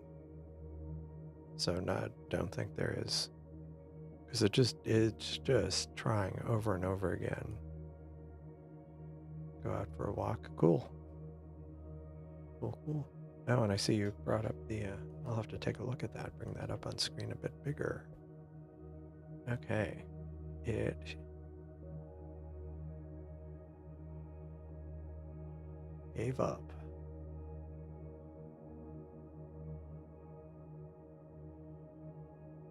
And hopefully it's not pointing at a wall again. No, it's pointing at stars. So why wasn't it able to go there?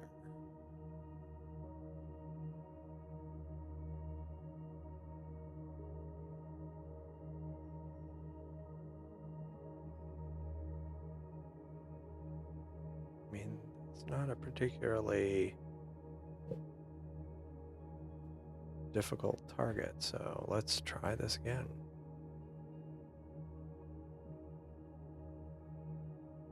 Schedule. Gonna clear the schedule. And we'll go image snowman. And we'll do 45 minutes. We'll see if that works.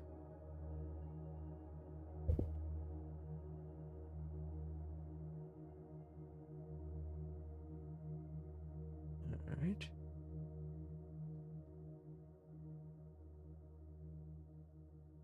It's trying to go to...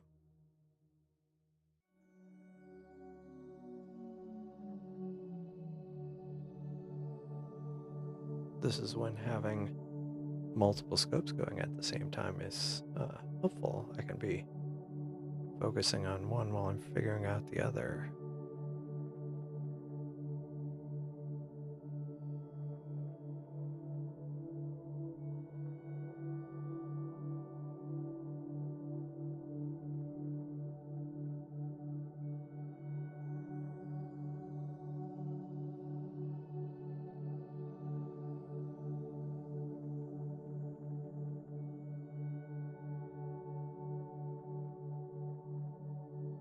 Looks like it sorted it out this time.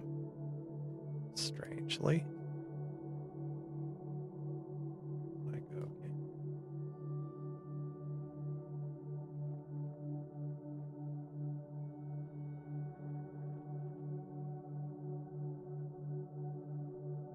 So we'll see how this goes. This is the Snowman Nebula with the light pollution filter on. What's funny looking at that, like if you look at the photos of,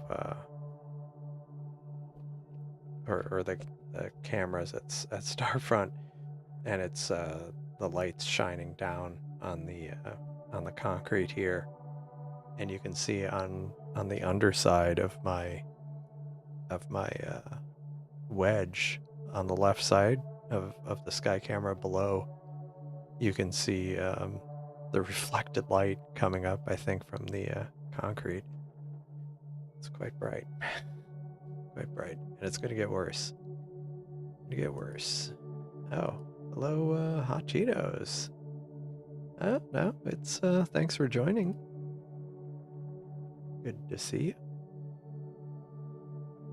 Alright. So where is the... Oh, man. It's not even showing in this view, which...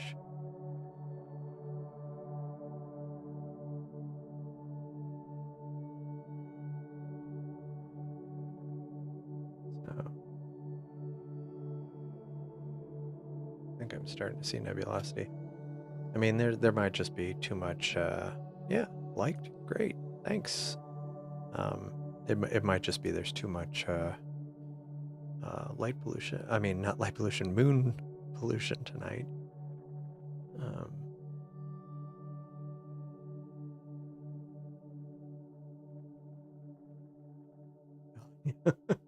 Oh, when you show up, I felt compelled to go to the pantry for a snack. Yeah, get a bag of hot Cheetos.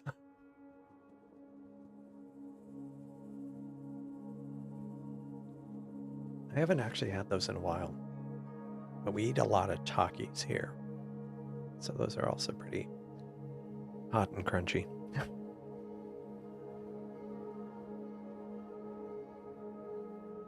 One thing I wanted to make a bit larger on the screen here.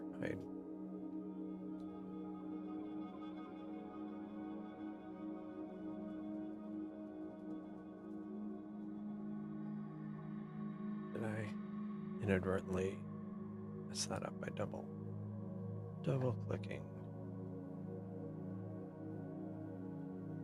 I was looking at the right side of the image, and this is really dragging. I like that, the recent images. Some of the different targets. Nice. Centaurus A. It's always a nice one.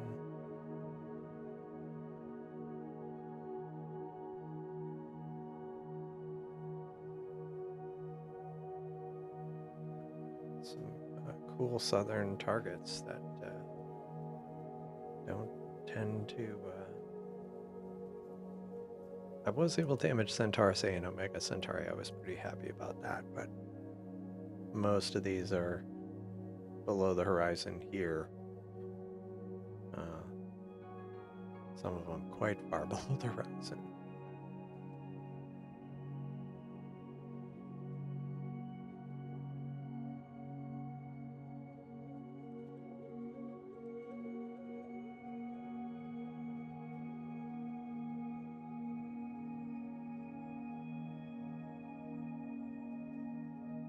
I don't know if the Snowman Nebula it's just that it's faint, or it's because of the moon, or both. Because it's not really gotta live stream the destruction. I thought the latest thing was that it wasn't going to hit Earth, but there was still a chance it was going to hit the moon. I think it's not going to be visible till like 2028 or 2029. Like in the next month or two, I think only like James Webb could image it. Like literally that, because of the infrared, it could pick it up. But yeah, it won't be for 2 or 3 more years when it'll be closer again. But yeah, we have to wait a bit. Yeah, because I guess it's like every 3 years. So 2020, 8, 9, it'll be coming back around, and then 2032, of course, was the one they were worried about. But last I heard that it wasn't going to hit the Earth, but might hit the moon still. But like a low chance. Like, I don't think it was a high chance, but that could be impressive. That could be very impressive. Yeah, okay, so the snowman is faint. Although I am starting to see some kind of nebulosity here, but we'll see. We'll let this go for a while.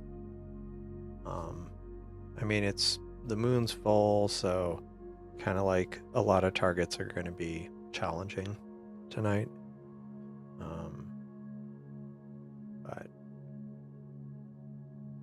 But we'll see. Let me look at Discord.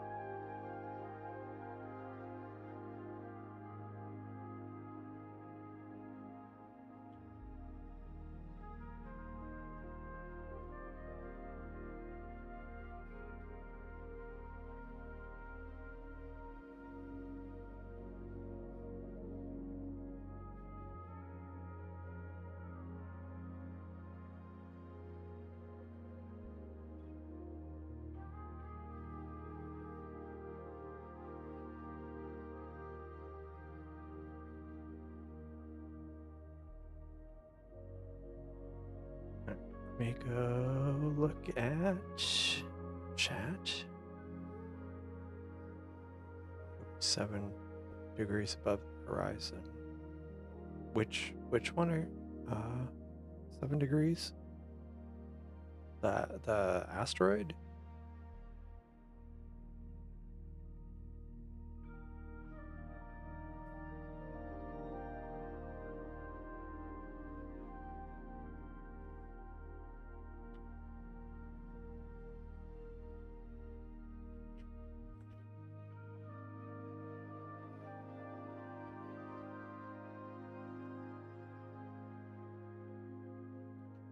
All right.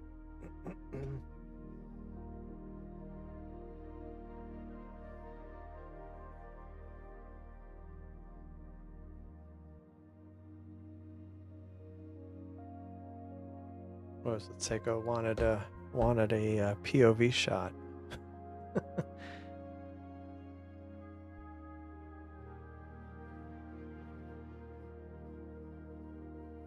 Yeah.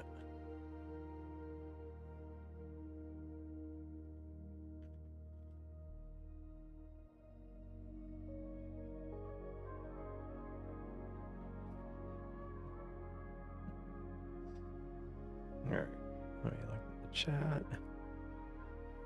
Oh, Omega Centauri. Yeah, it is pretty low. I mean, I did get a image I was reasonably happy with. But yeah, it's quite low. It is quite low. I want to retry it with a what do you call it? Doing a mosaic of it because it's so large it doesn't fully fit in the Seestar field of view, which is kind of cool, which is kind of funny for a globular. It's a very large globular cluster. But yeah, barely visible from Texas, or kind of mid-Texas. And further north, it's too low or below the horizon. And even then, you have to have a clear view of towards the horizon.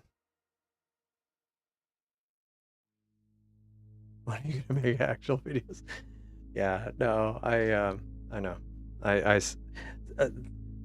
There are some projects I'm working on related to the channel indirectly, which kind of have been taking up some of my time.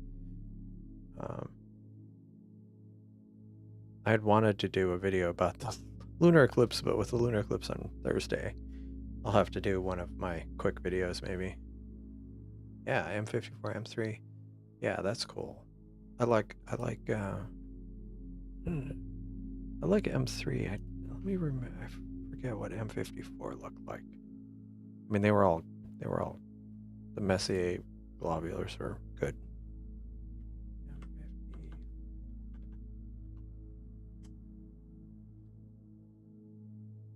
Yeah. Kind of a yellow one, that's cool.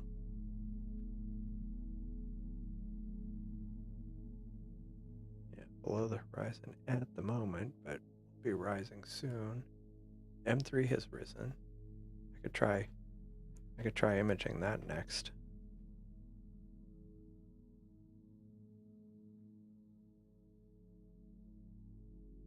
Yeah. Yeah, I mean star clusters are pretty, I mean they're targets I often will image here. Even when the moon's out, they tend to be pretty good. Yeah. Hello, Fleetside. How's it going? Thanks for joining.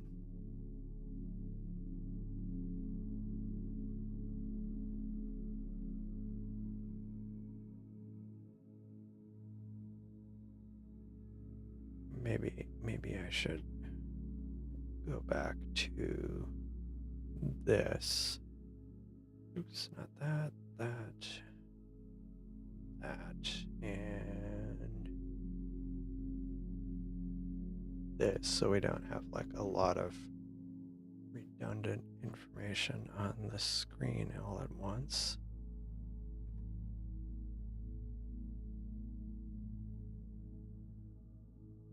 So that's what I'm imaging on the left, but it's still pretty faint.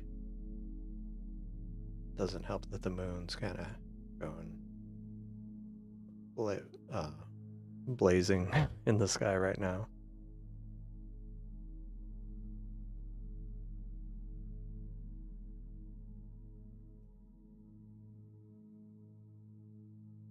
Getting, even in spite of the moon, getting some good detail on Dryer's Jeff is. And M95, nice.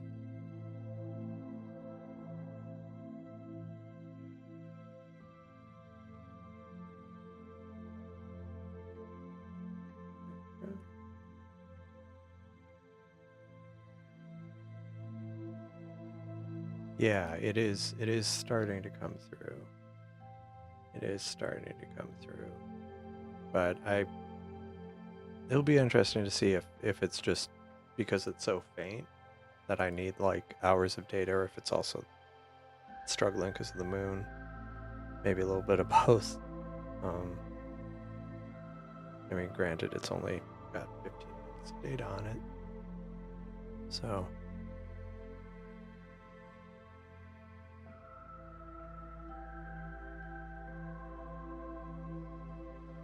let's see.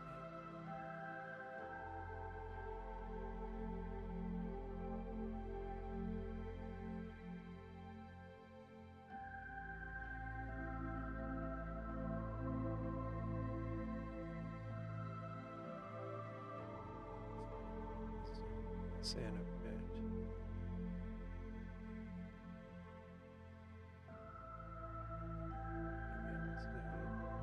Maybe I'll shrink this down a bit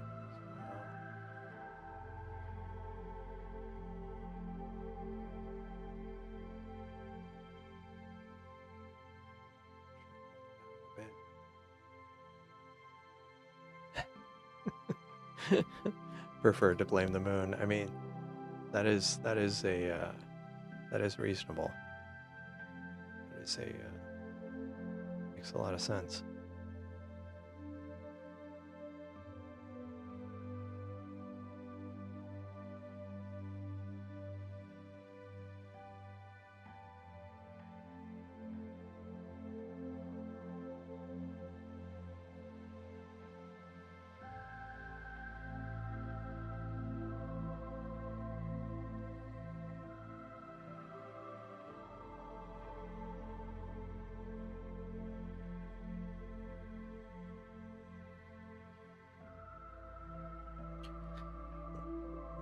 Mhm.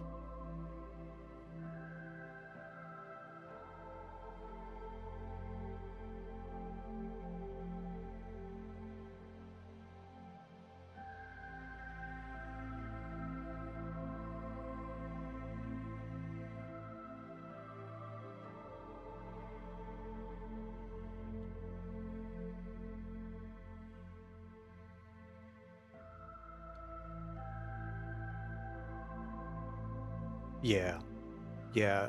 Unfortunately, the moon, because it kind of lights up the sky, it does kind of. It definitely makes the sky brightness worse.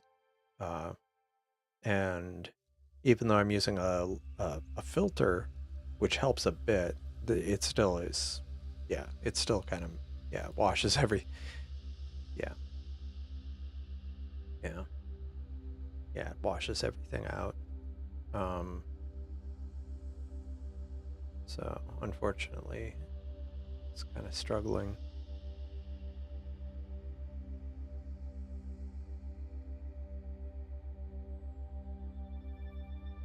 Yeah, this, looking forward to the final result we get from our challenge for the month. Yeah, it's honestly, I mean, there are people at Starfront that won't even bother doing anything with their scopes when it's around the full moon. Um, for me, like with a light pollution filter, I can get some data on some nebulas. I'll image certain uh, brighter targets like star clusters and stuff. But yeah, generally it's a struggle. Yeah, yeah. I mean, the problem is with some of the binaries. It's like with the Seestar, it's hard to separate some of them. Um, but yeah, those kind of things are fine. And like I was looking at asteroids and stuff. You know, just star-like objects. And well, and of course, Turf makes an excellent point. Planets are great during the moon because they're so bright themselves that it really doesn't matter so much.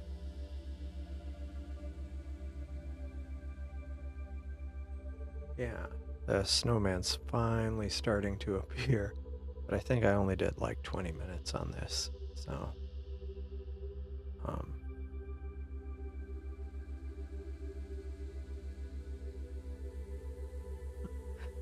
um, let's see.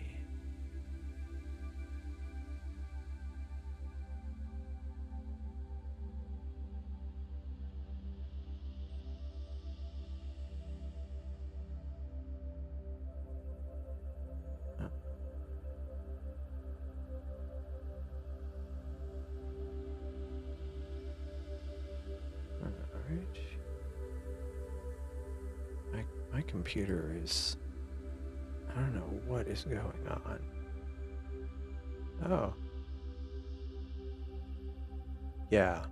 Yeah, iTelescope gives discount rates. Yeah, that makes sense. That makes a lot of sense. That would be, I would not want to pay for one of those expensive scopes on a full moon night. Hello, Aaron. How's it going? Uh, uh, thanks for joining. Why are you doing ASMR? Uh, I mean, I generally try to keep my voice not too crazy um, during the live streams. I have actually, not completely jokingly, uh, said I should do some ASMR astronomy. Um, but yeah, maybe one day. Um, yeah, it's it's like we're now imaging, and then kind of kind of stuff like that. Actually, I need to check to make sure I don't have like the noise reduction on. The noise reduction filter, noise suppression. Yeah, I'll leave it on. But yeah, I've thought about doing astronomy ASMR.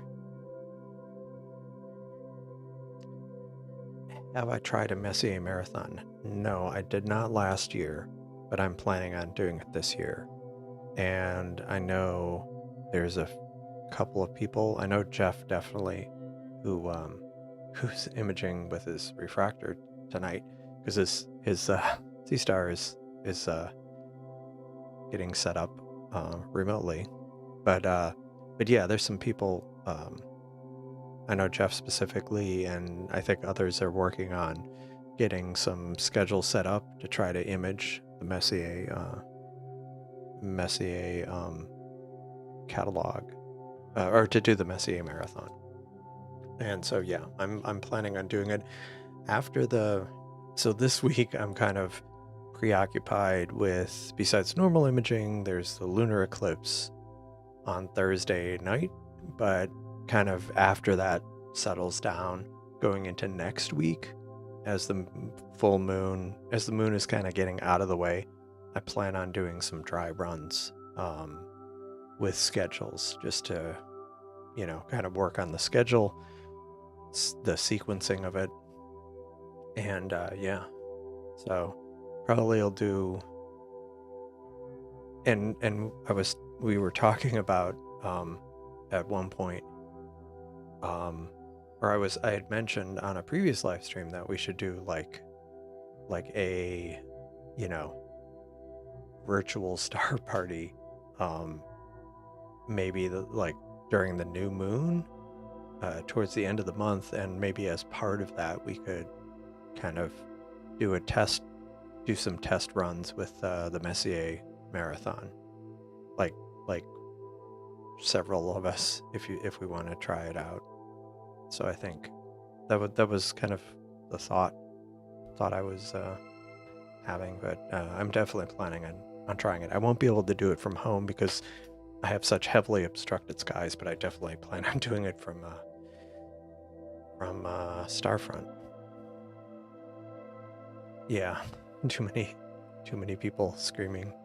Yeah, well, thanks. I've actually had. There's been several people on stream who've mentioned it, that they end up nodding off while listening to it. And to be fair, I don't. There's some programming live streams I'll watch that are kind of they're kind of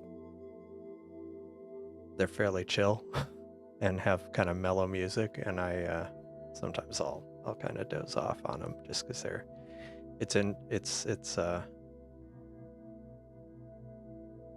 yeah, yeah. I don't yeah. I mean, it is funny. There was some live stream like a few weeks or months ago. I didn't feel but I guess I was over caffeinated and people were talking about I seemed kind of wound up. Normally I'm not. Normally I'm not. Yeah, still waiting on the S30. When did you order it? Yeah. I mean, I did do that with the solar eclipse, but I need to put out something real quick. Hello, Brian. Welcome. Thanks for joining. Hello, Star Voyager. Good evening, and thanks for joining. Yeah, March 29th is the partial solar eclipse. It won't be visible here, but that is another thing I was thinking it would be cool if we'd... I mean, even if it... When I say virtual star party, I was like thinking it would be like in Discord, you know, people could share stuff, but it would be cool, like for those in the Northeast will be, or like in Canada, Eastern Canada, we'll be able to see it. I think that would be cool. We could watch. Yeah, no worries. No worries. I doze off all the time in the middle of this stream. No. Yeah, this that's cool.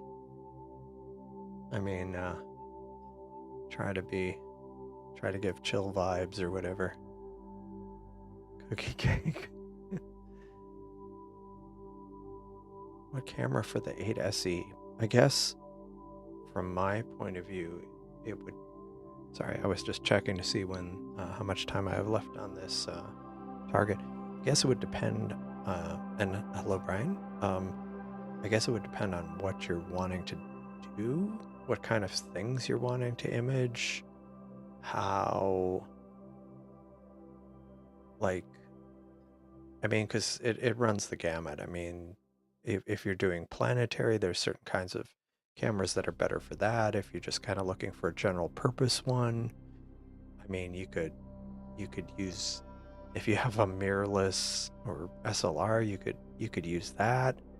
I mean, have you used a camera with your 8SE and are you looking at like going for an astro camera? I guess like there's a bunch of different things. But it depends. Just like what kind of things are you thinking of using, or what kind of targets do you want to image? Sorry, my neck. Sometimes I'm like, I try to stay close to the mic, but then I end up kind of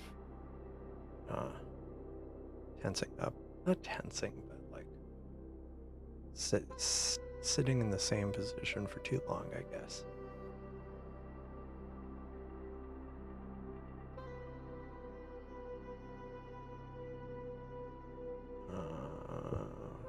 Give me a sec here.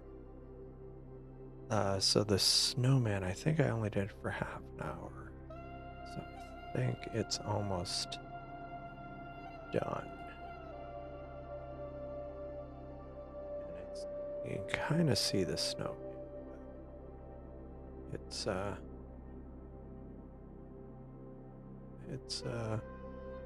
definitely will require a lot more data there to get a good image.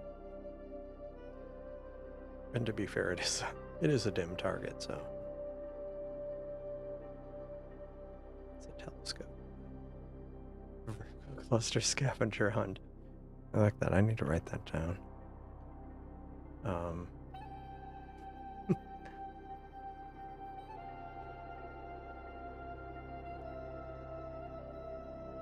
And what else? What else did I want? Oh, I was talking about the solar eclipse. Yeah.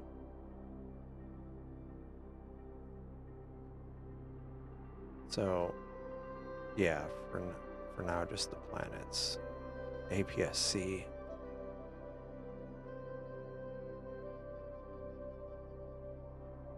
The next star has limited clearance for long imaging trains. Hydrogen alpha evil snowman, pretty much. But yeah, like, yeah, Turf has had some bad luck with small planet cameras. I mean, if you have some kind of not bad luck, but it's definitely he says that from experience, and I agree. Um, yeah, I mean, if you're wanting to do planetary work, if you have like an SLR or mirrorless camera, um, and if you haven't done it so far, I would just try that first, because you can always crop in and get some good results. Um, like the more fancy stuff of like lucky imaging and stuff, you're not gonna um, like that would be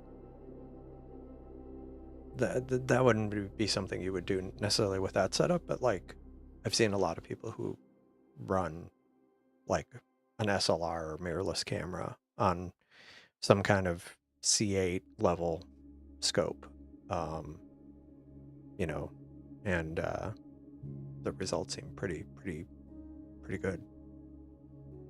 Um,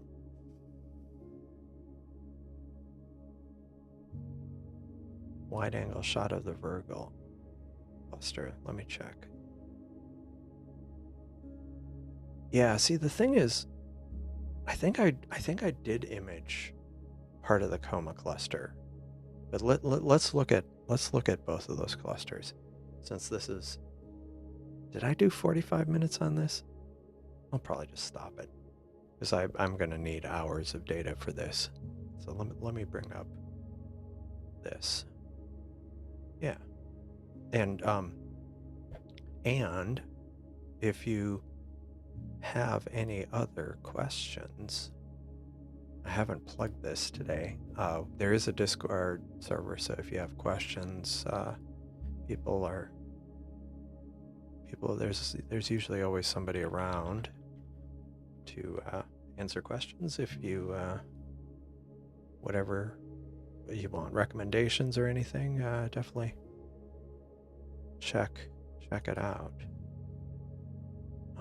Like I say, if you want to continue, or if you have other questions that you think of, check out the Discord server.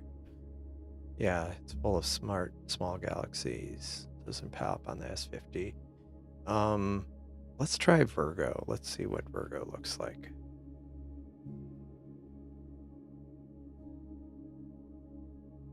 Let me turn off this that view. It's kind of wrong key sequence.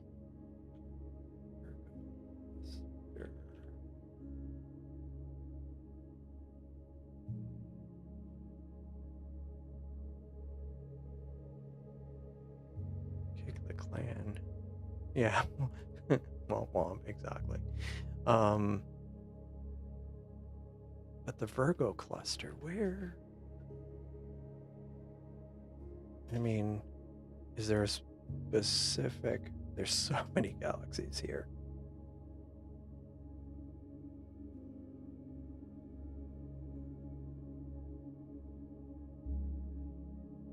The smoking gun. Name.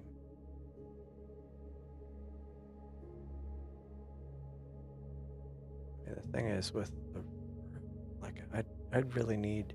See, it's things like that that make me want to do like have a really wide field of view in a dark sky. Oh, oh, cool, cool. Yeah, yeah. I'm in Houston. I'm Central Houston. Um, so yeah, cool. Small world. Yeah, definitely.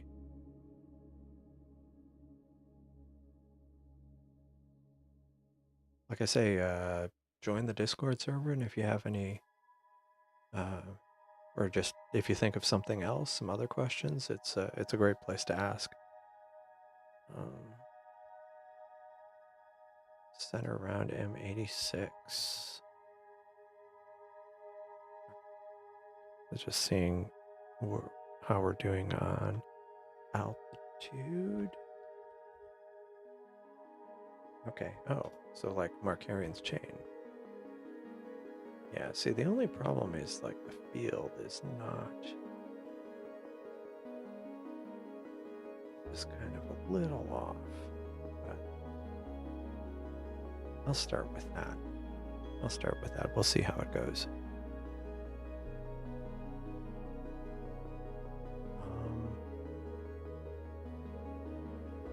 We'll start with that. And I'll stop this target. Not too bad. Got some visibility and still ended up with a gradient even with the light pollution filter on, which is something. Okay. So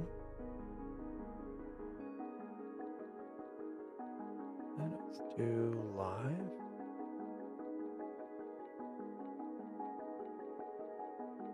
Yeah, and as far as Houston's nice. Yeah, I went back to Virginia. As far as Houston, I used to be a member of the Houston Astronomical Society. I need to rejoin that because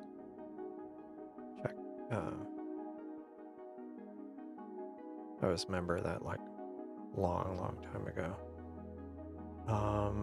So let's do M86 and yeah, let the hunt down. Yeah, I mean, it would make sense that it was the first one they put on the in the catalog.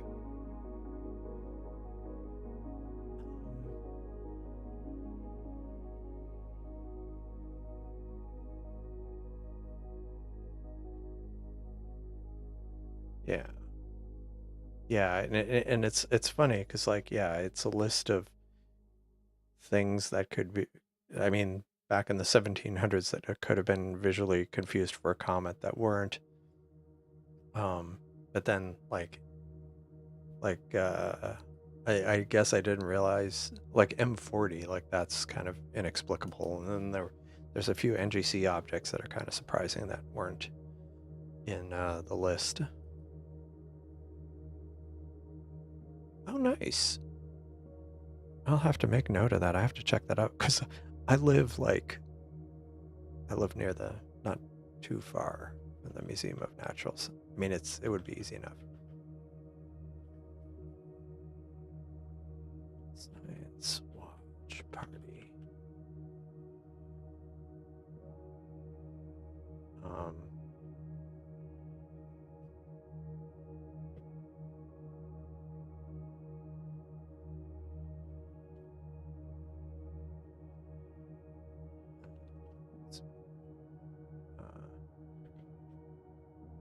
All right. Let's get this going. 30 minutes. I'll start with 30 minutes. We'll just see how that goes.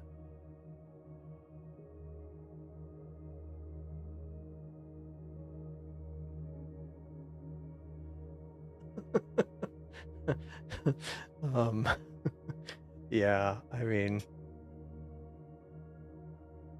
I don't know how it is these days, but when I was a member, I would have my dad take me because I didn't have a driver's license. I was like 15, and they would like we'd be standing there and they'd be talking to us and they're like asking my dad if he's when he joined, and he's just like he's the member.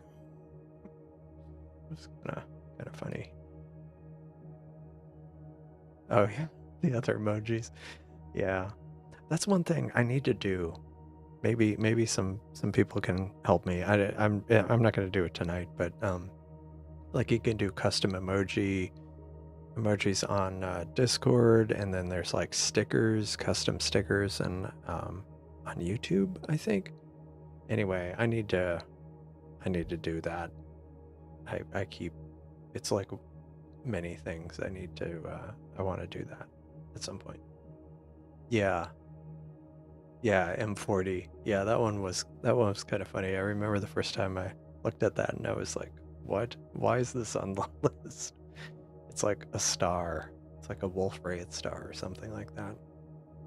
Maybe not even Wolf-Rayet.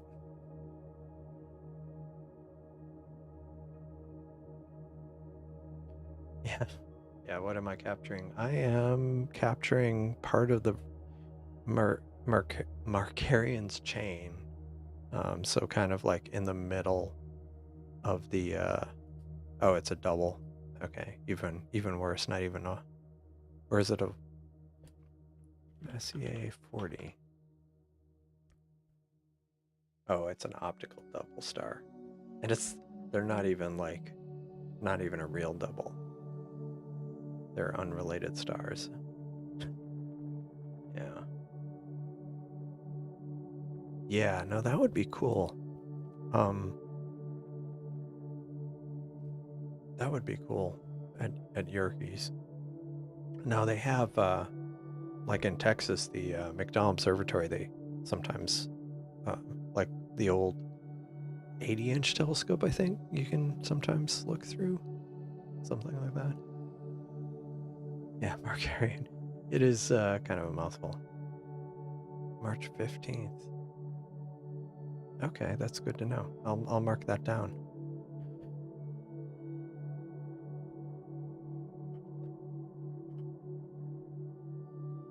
Let's see.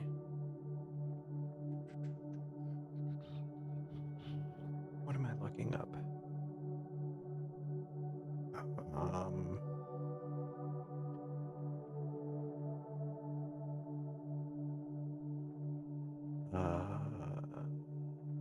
sorry. It's like I've got a bunch of windows I'm juggling here. No, I forgot I had this off.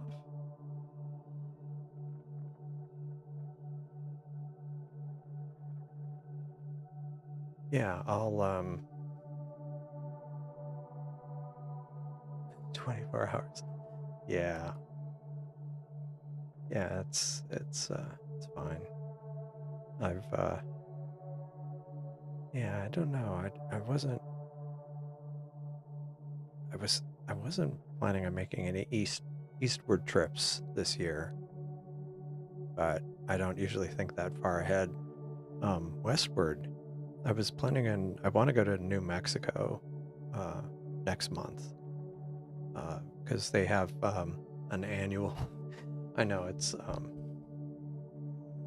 yeah, they have an annual open house at the Very Large Array out in New Mexico, and I ended up going there.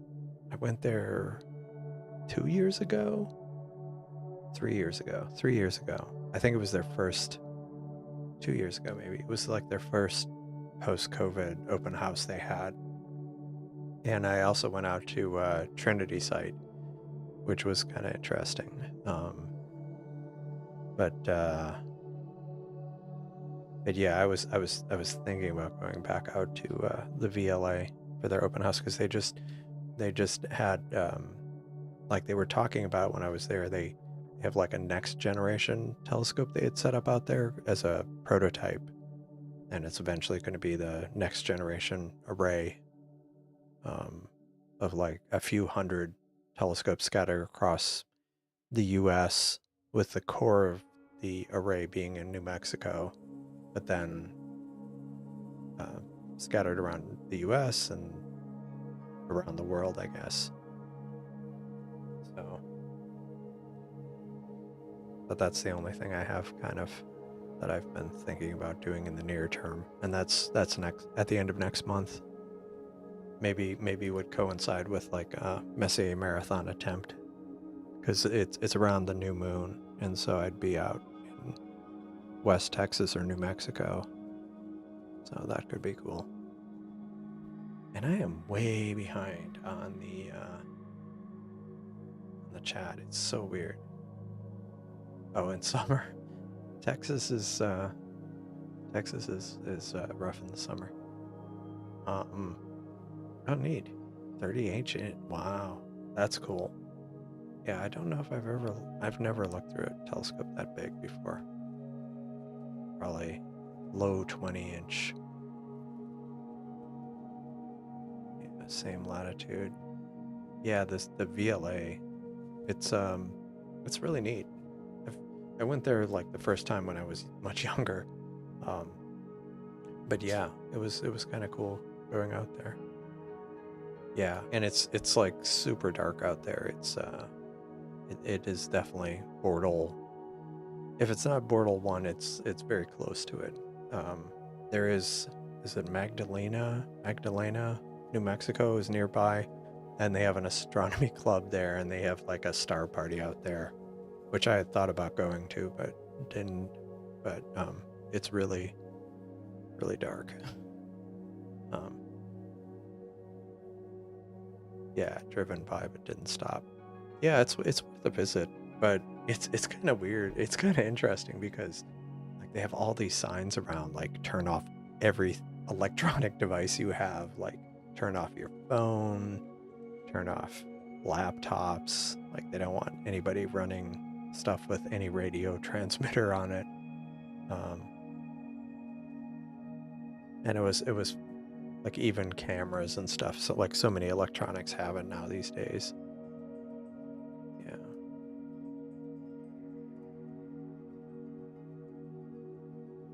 The Markarian chain. Oh, it was probably a satellite.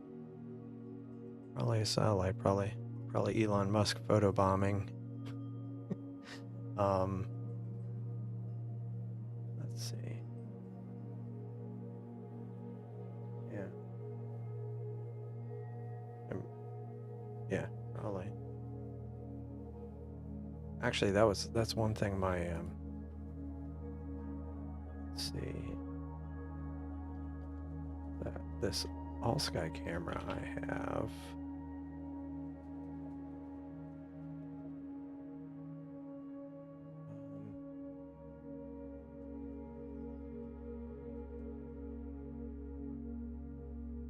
So it does, it will show satellites.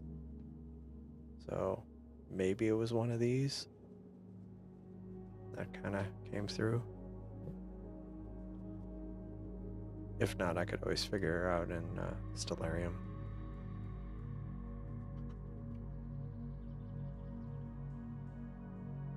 It's too bad. Getting some nice detail and getting some good galaxy. Oh, that's too bright.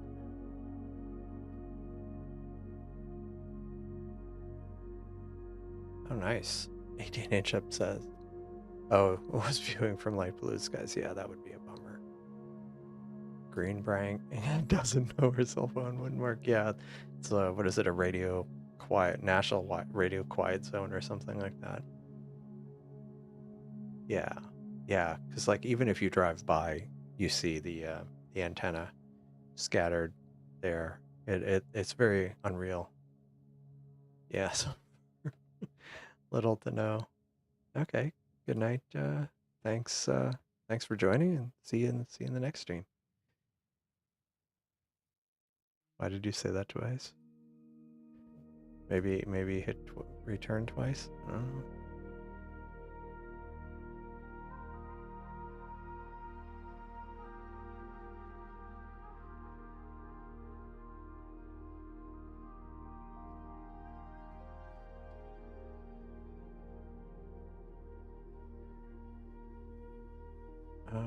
Shoot.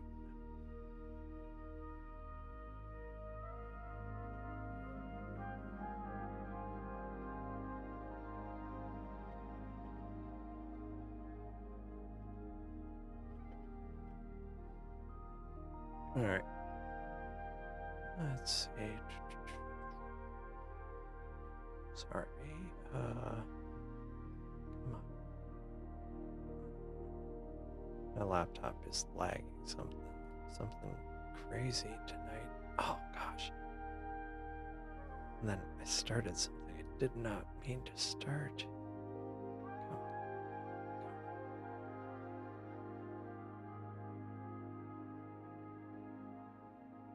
All right. Yeah, it's not too bad, all things considered. Yeah, definitely compared to what I'm used to. Sit on the hood dressed like Jodie Foster. Yeah, exactly. Make contact. Yeah. Um, yeah, if my computer wasn't lagging so badly, I would bring up the photos I had taken there. Now they have different configurations, like A, B, C, and D, and it's the kind of targets they're imaging. They like sometimes the array is very the telescopes are very close to each other. Sometimes they're scattered farther apart. And there have been times where I was there and they were a bit further apart. They weren't maybe the farthest apart, where some of them you can't even see because like they're over kind of like this slight rise on the plane. But they have a schedule on their website of when the dates that it's in those specific configurations, and I've wanted to go out there when it was in the tightest configuration, because then all the telescopes are like right next to each other. That would be cool.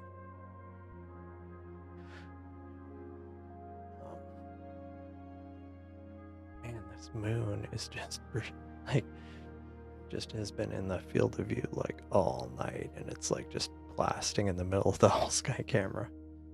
Yikes.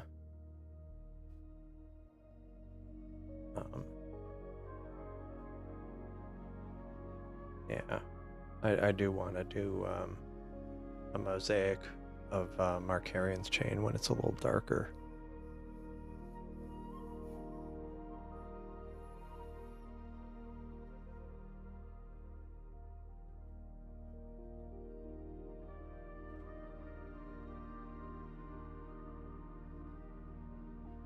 Yeah, not many drop frames either, so that's good. And they still haven't, because of weather and they were understaffed, they still hadn't fully dialed in the equatorial alignment, or the polar alignment with the Seestar, but so far it's been doing fine. I mean, it drops more than I would like, but it's still been manageable.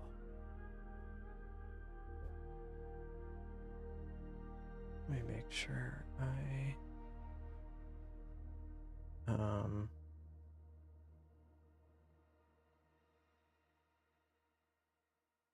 see what oh, M95, cool.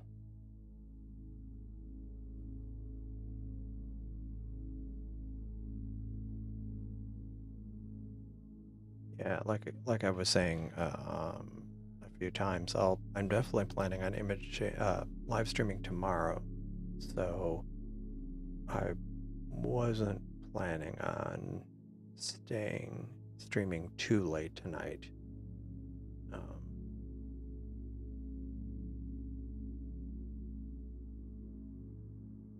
Just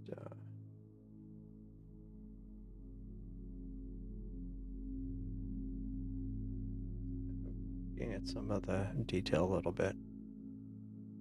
Oh, sorry about the ads.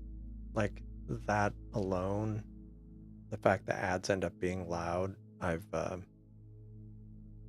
thought about kind of making the audio track a little louder, like not, but it would be constant loudness. So then, hopefully, then the ads wouldn't be as jarring. But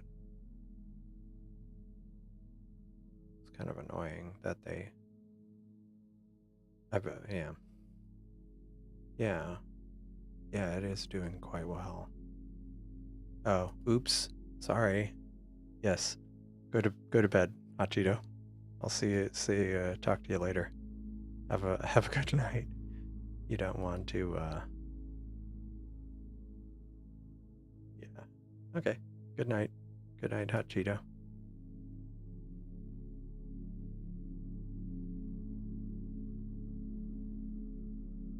Yep. Good night. Good night. Goodly night. And thanks for joining. Thanks for stopping by.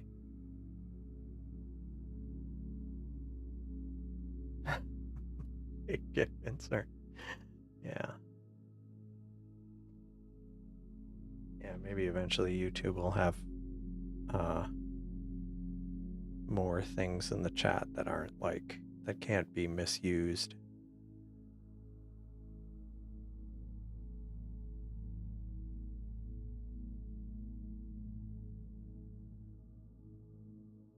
Yeah. There's so many like little galaxies in here. Be really interesting in without the moon in the way to just kind of really image, like get lots of data. The box, is that NGC 4169?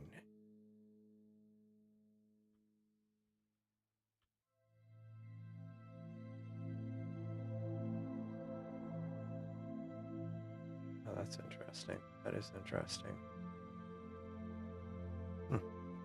Maybe I'll try that a little bit.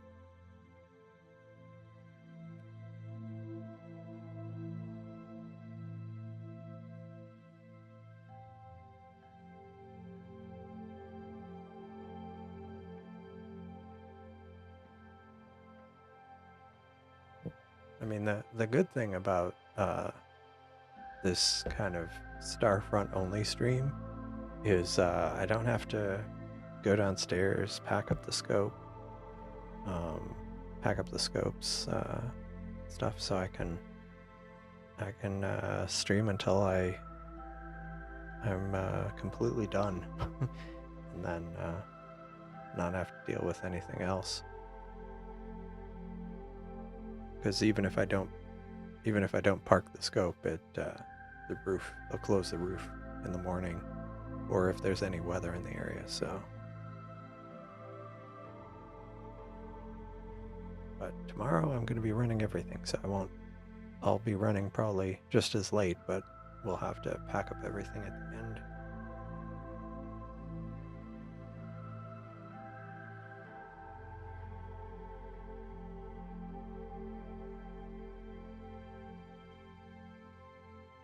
Yeah, I'm thinking, since I will be streaming tomorrow, I might go ahead after this is done, start on the box, and then let that run for a bit, and then wrap up the stream. I do think I need to figure out what I'm going to image tonight. I don't want to. I want to take advantage of the clear conditions at Starfront and kind of kick off something overnight. But I also want to image things.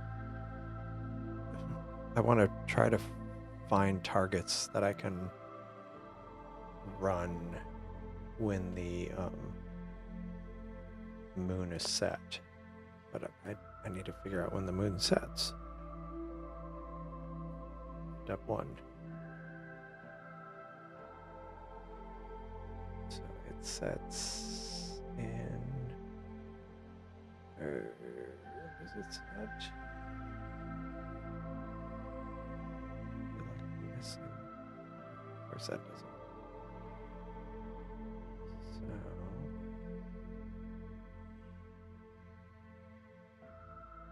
it's in an hour. Yeah, unfortunately it doesn't set till 5:30, so I'm going to be dealing with it all night, so I should probably some targets I'm not going to try. Maybe I'll try to get more of M101 or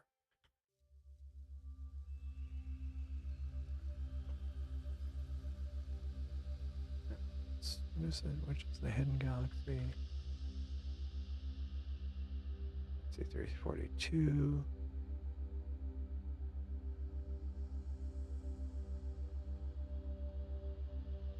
Okay, so that will be...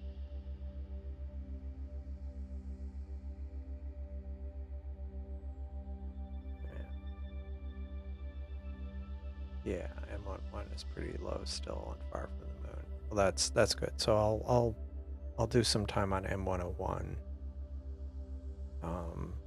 Maybe towards the end of the evening.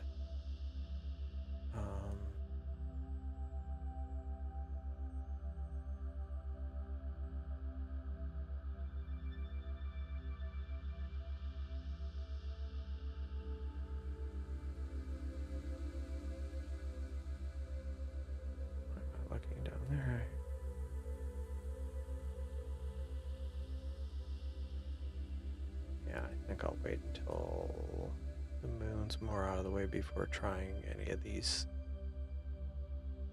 things down there.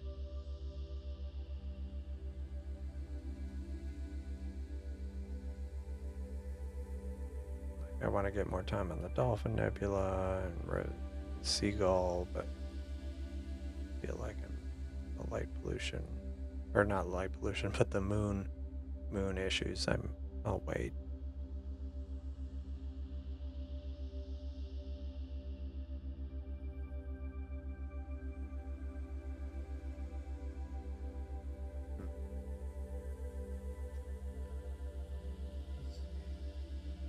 This is going nicely.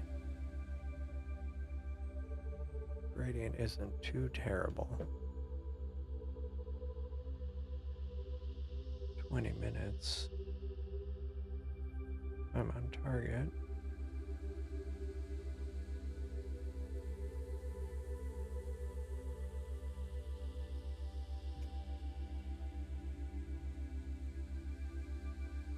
Let's see.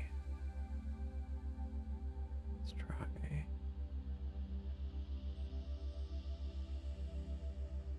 Oh, that's another one. I was going to do the antenna again. Try to get more time on that.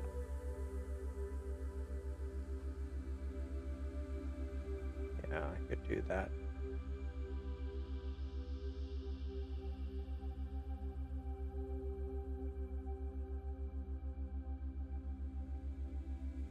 Yeah, I could do the antenna as well.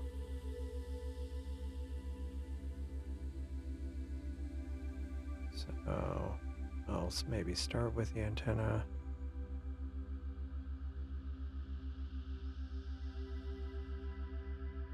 Because how much data did I already get from the antenna?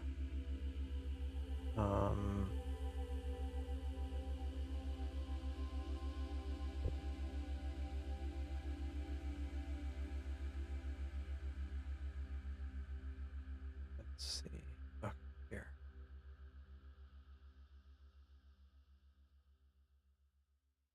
Oh, here it is. What directory was I looking at? So this was about an hour of data on the antenna, unprocessed. This is just the raw fit, and so you can kind of start seeing the kind of antenna of the interacting galaxies. So that was with 434 seconds. So maybe, or not 434 frames. So over an hour of data. So maybe if I try to do another 2 hours, let's see, what else did I pinwheel? So this was with 2 hours, 3 hours of data. Again, this is the raw fit. So yeah, I think maybe some HA data for that.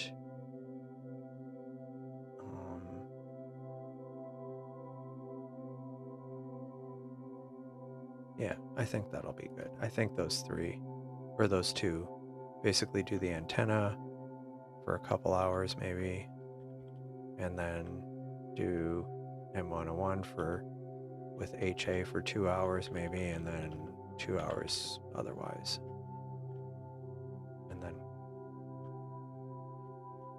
And if the roof stays open the whole time, we'll get 6 more hours of data on those. So that should be cool.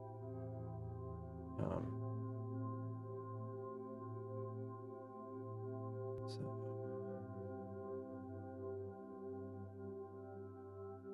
I think I might stop this Mercurian's chain and go onto the box. Kick that off.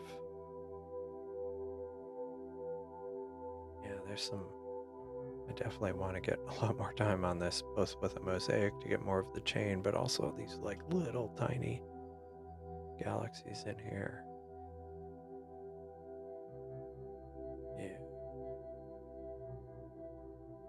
I'm gonna stop this. That looks pretty cool. And all right. And let's go to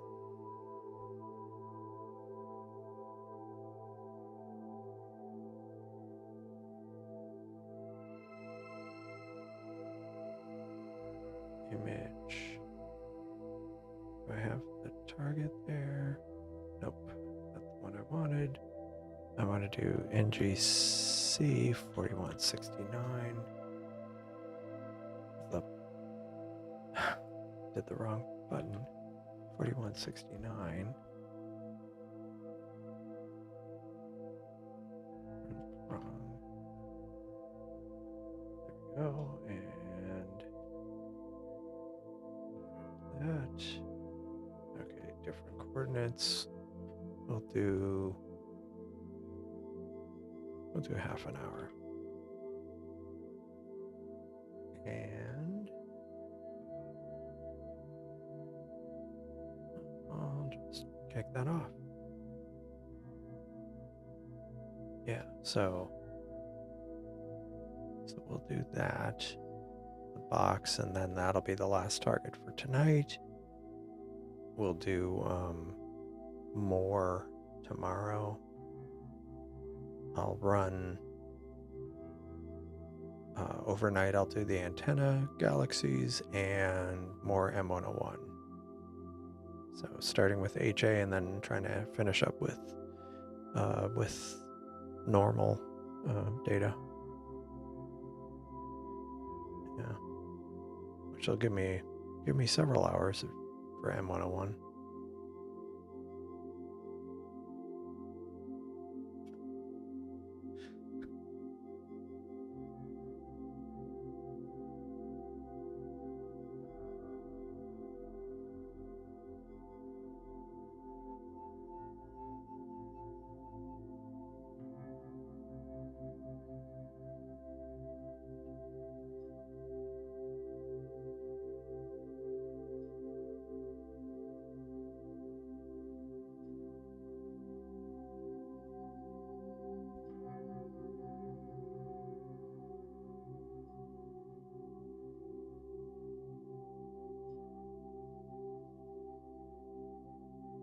These are also some targets that once I get the reflector kind of dialed in, I want to revisit.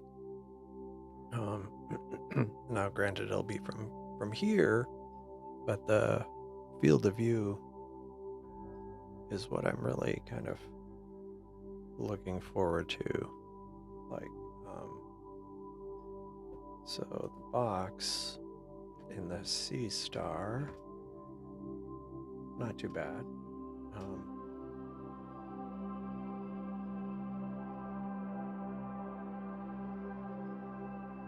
But with the refractor, it'll be, now granted, if these are faint, that might be challenging, but at least they'll be, you know, if we can get enough data, it'll be pretty cool with the reflector.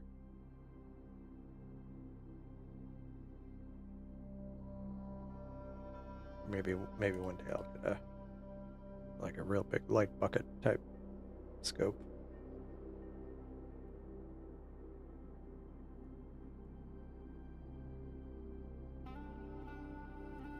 Yeah, exactly.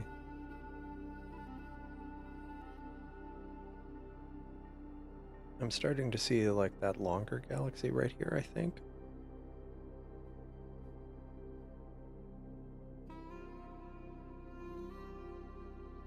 We'll let this run for a bit.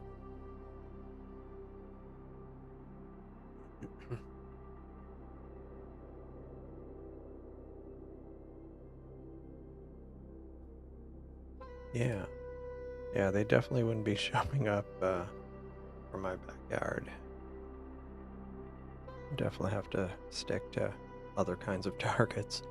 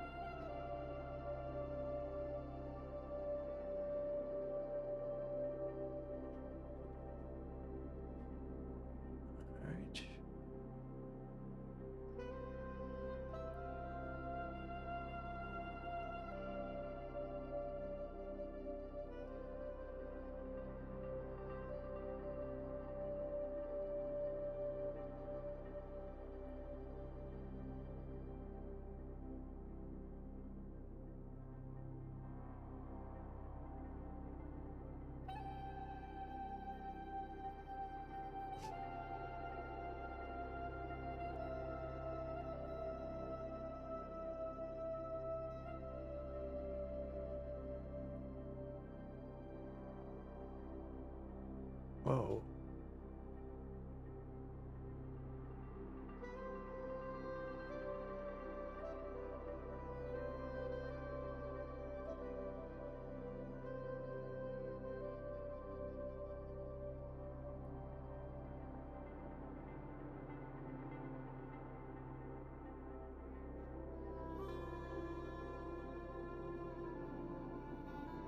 Some nice detail on M95.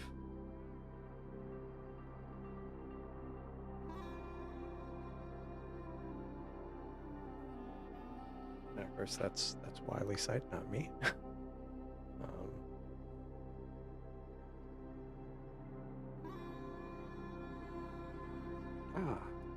It's the second time I did this.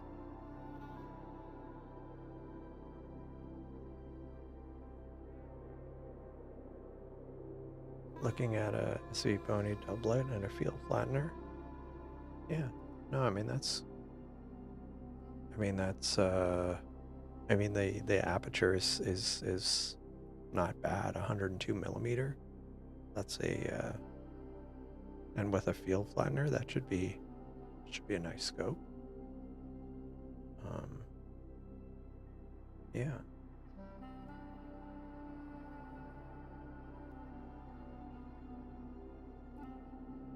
Oh yeah, this is really definitely that longer galaxy is showing up nicely. And this one would be interesting to get a lot more data on this and like drizzle it to try to get some tease out a bit more detail from it.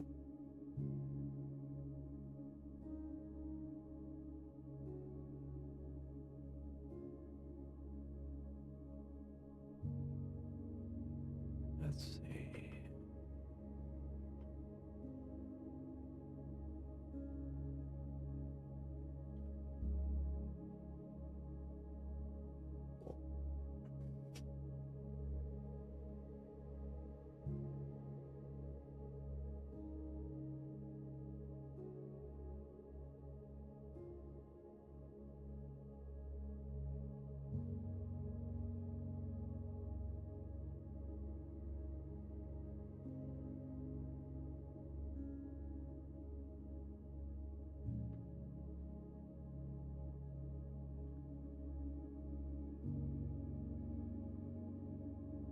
Yeah.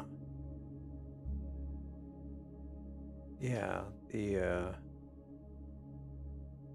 that QHY Minicam 8 is pretty cool. And yeah, cooled sensor. I mean, like, I'm quite happy with the cooled sensor I have. It definitely yeah. And yeah, with the built-in filter wheel, pretty cool. Just one less thing to have to deal with.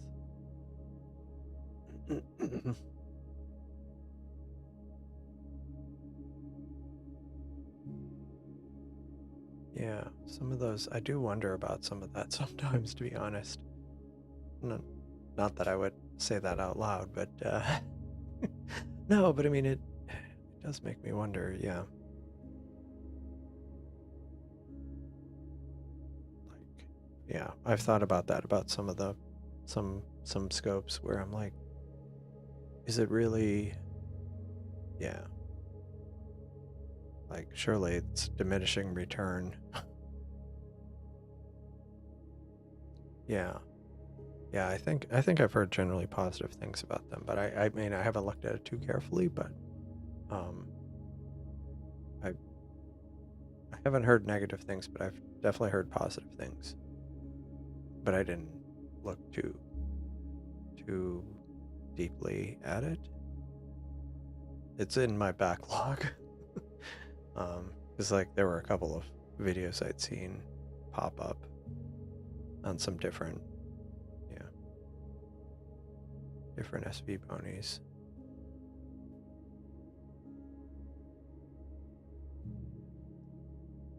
Yeah. And I've seen, I was actually about to say something about ASCARs. I've seen some very nice ASCARs, and they look like really solid, really nice scopes.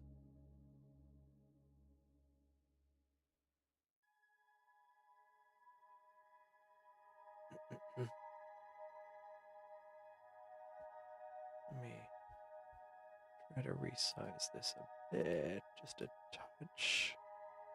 There we go. Just trying to get more, enlarge this just a little bit more.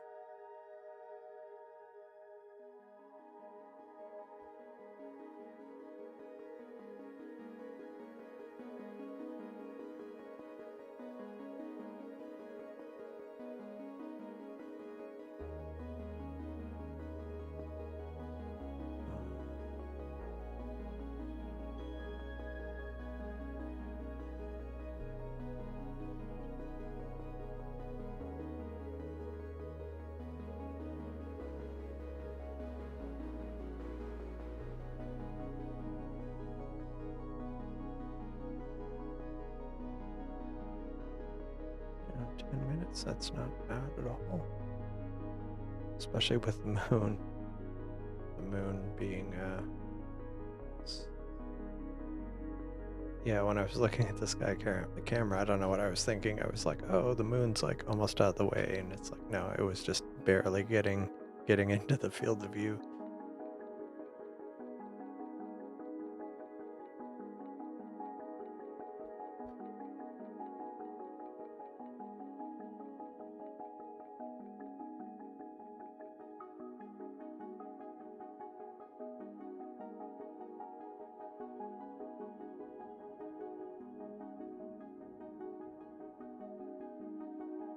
That is so annoying.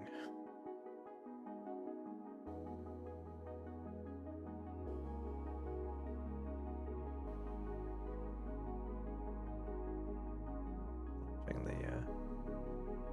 look over the last hour.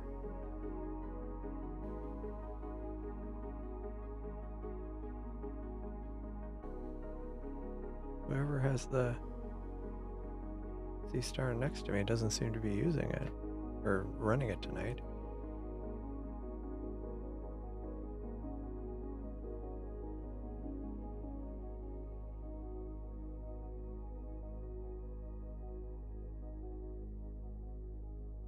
Oh, I can see the front of the Seestar.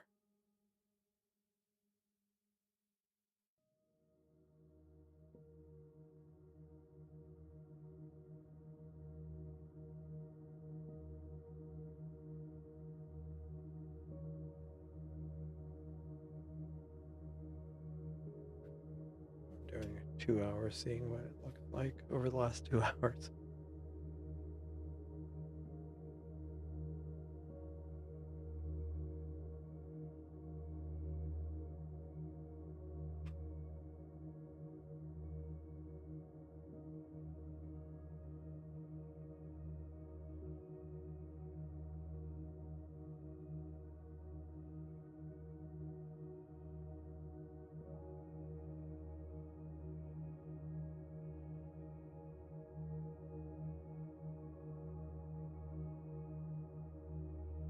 I need to look at that. It looks like it wrapped around the scope.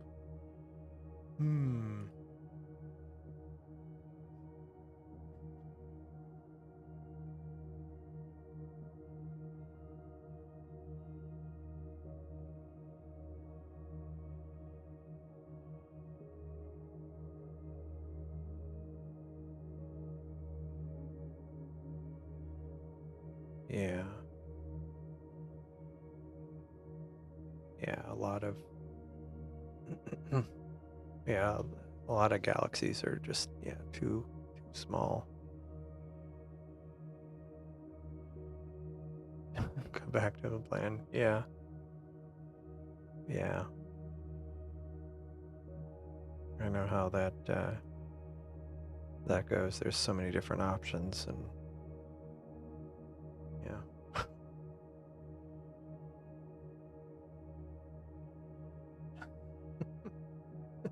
Back from my walk and swim. Cool. Well, welcome back, Steven. It's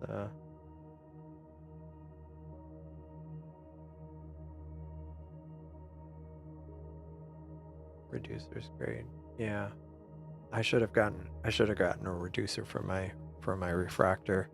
It's native 400 millimeters, and the reducer that it is sold with and that you can buy separately is it's a 3/4, so it gets it to 300 millimeters. Yeah, but I didn't end up getting it when I bought the scope to begin with. But actually, let me look. So if we go to Markarian's chain, so this is the field of view with the Seestar, and then with the sensor I, the 585 chip I have, this is the field of view with the refractor. But then with the reducer, yeah, I could just get, and if I rotate it, I could get definitely a lot more of the chain. Whereas without the reducer, yeah, you could barely get to the Virgo galaxy, but with the reducer, I could definitely get all of that in the field of view. That would be nice.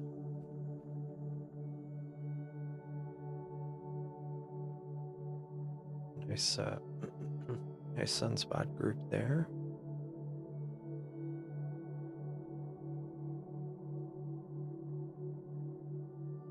Like I say, depending on how I feel tomorrow, I might do a unlisted live stream of the sun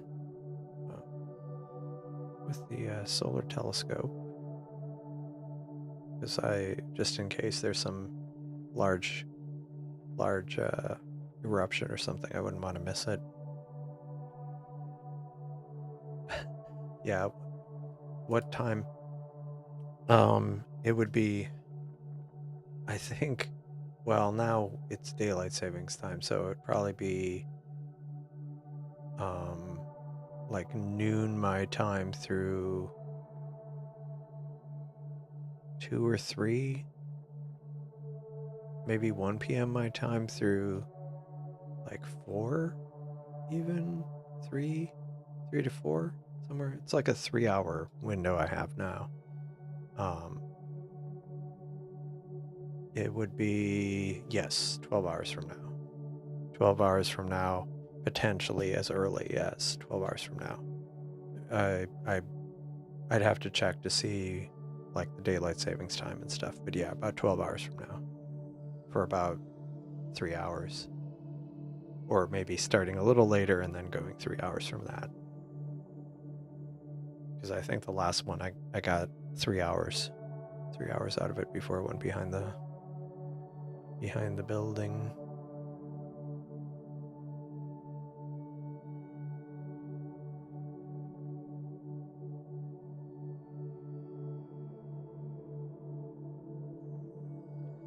You guys don't have daylight savings time there, do you, Stephen?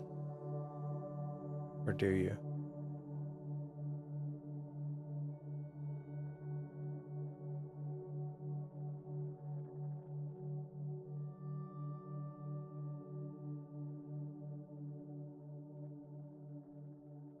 Oh, you are on DST. Okay.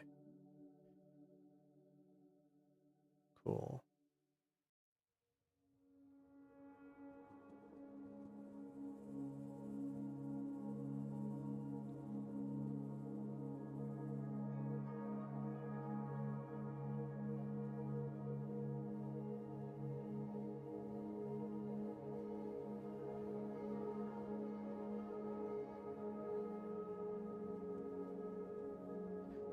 Yeah, it's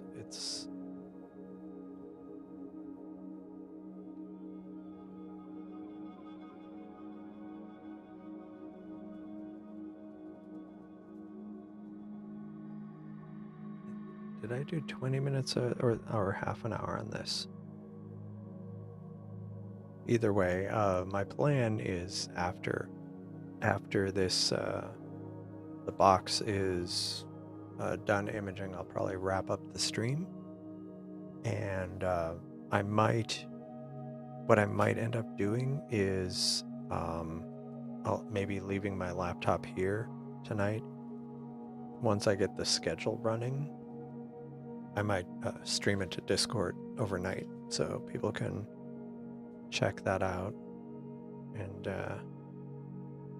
check it in the morning or check in overnight, depending on your time. But I'll be doing the antenna galaxy for a couple hours, and then M101 for the rest of the evening. First in HA, and then non-HA broadband. So once the moon's out of the way, I'll probably, I mean, like in a week or two, I'll be trying to be more methodical about my schedules for the evening. Having like recurring schedules for Starfront.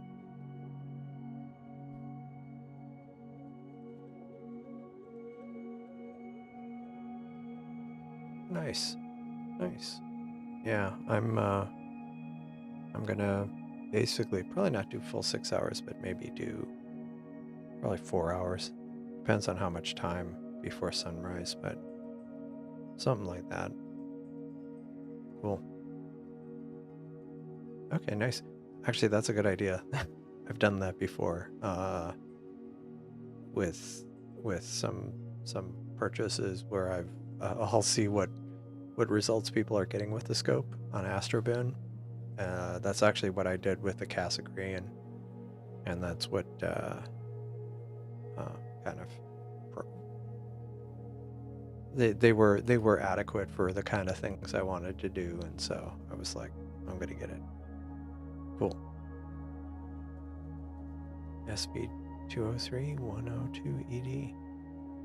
And as I've said before, I do have an affiliate link in the description for High Point Scientific and Amazon. The Amazon one also works in quite a few different countries.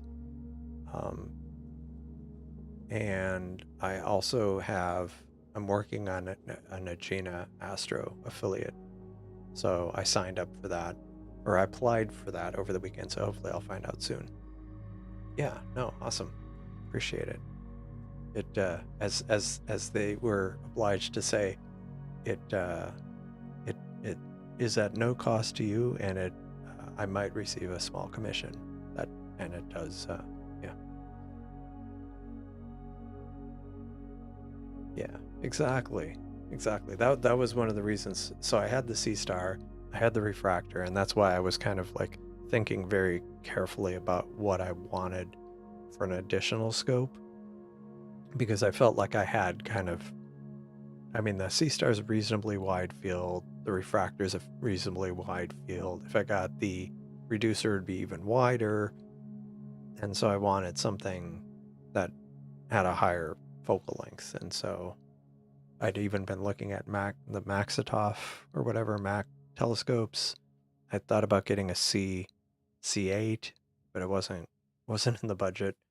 Because I thought about, like a C8 would be cool, because I could get a C8, could run it with Hyperstar, could get a reducer on it, run it at like F6, but maybe one day. Yeah, go-to Dob, and that's another one I thought about. I'd even looked at, maybe getting a go-to Dob. Yeah, for a big game. I like that. That makes sense. And I like it's for big game. Yeah, I'm yeah, at some point. Yeah, I'm not sure what a next scope would be. Like, I would still consider like a C8 or even a C11 if I could get a good deal on one used. Just because, like somebody was saying, what is it, Mike from Death Valley's YouTube channel, like, was it him or someone else who runs like a C8 or C11 in Hyperstar or with a reducer most of the time, and then during Galaxy season runs it like at F10. Yeah. Yeah, an array of Seestars. Yeah, I mean that would be. Some people have had that conversation in some of the on some of the servers about, like, you could spend this much for a single scope, or you could buy a bunch of Seestars. Not necessarily for full 40-inch, but you could get a, you know, like where, like the trade-off, what point would that not make sense of getting a bunch of Seestars? Of course, I've also gone through the same exercise with like Rasas, you know, like how many Rasas rigs could you set up for the cost of, like, you know, a plane wave, not even like the super high-end ones, but like, you know, like a 20-inch plane wave versus a bunch of Rasas. You know, at what point would that not make sense to just go with a bunch of Rasas? I don't know. I mean, it's an oversimplification, but it's still, it was a fun thought to think about. having a well, like in computer terms, you know, there's like RAID, you know, redundant array of inexpensive disks, redundant array of inexpensive, actually that, yeah, redundant array of inexpensive Rasas, rare, something like that, I don't know. Yeah, they really are. They're very, very different. Yeah. And that was the thing, like, I enjoy all of it, and so that's where the dilemma was for me. Like, I'm gonna have to have another scope. But I'm glad I got it, because I've been happy with the planetary stuff, and I need to sort out the collimation and stuff so I can try to do some galaxy imaging with it. Yeah, exactly. Rate. Redundant array of inexpensive telescopes. Have like, yeah, 10 Seestars or something like that.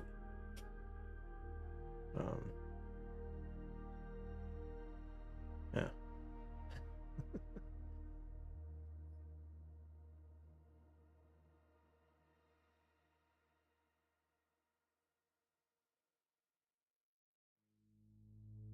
Just have them on like not a full-size sheet, but like a sheet of plywood. You just kind of slide out of the, like if you have a truck or an SUV or station wagon, just slide it out, you know, set it on not sawhorses, maybe something more stable than that, and then just start imaging like with your array. Although what was it, somebody on one of they had a 3 Seestar array, and they that would be funny. They had what was it? Oh, they had 3 of them, and they were using kind of that aluminum, kind of, what is it, that channel aluminum stuff, the fairly cheap stuff, and they'd built like a triangle for the 3 Seestars, so they could kind of pick it up all at once and move it. But yeah, 400 National Geographic telescopes. That would be funny. Although iPhones would be by far the most expensive part of that. Maybe some really cheap, like Android phone, like the prepay, like an inexpensive prepay one. Yeah, 2020 rail. Thanks. Thank you. Yeah, that stuff. It looked pretty interesting.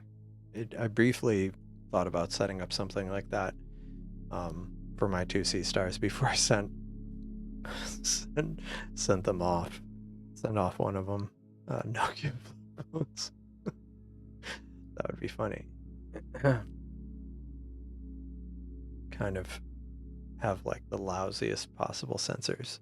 Or I thought of it even more. Quick cams. Quick cams. You could probably buy those by the ton. Of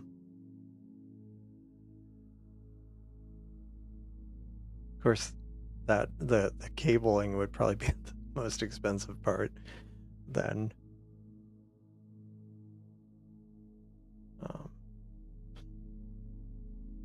I don't know why I thought of quick cams. Yeah, disposable film cameras. Okay, I think. Did it finally finish? Yep, it finished. It finished. We'll see if you get enough of them. Maybe you could like light up the moon, you know, get a better image of it. Not that the moon needs to be brightened any. Oh man, that would be funny. How would you trigger all of them? That would be have like one of those old movies. Have like a stick and just kind of with dowels, and you just push them all down at once. Some contraption. That would be funny. Bad. Sorry.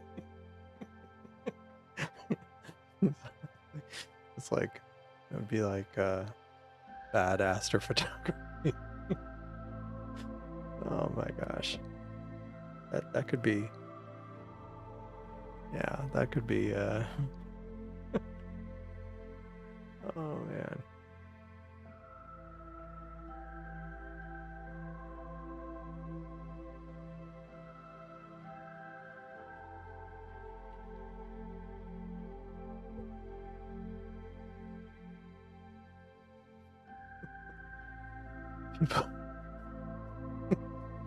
That's true. That's true. On the far side. Just yeah. Get yeah,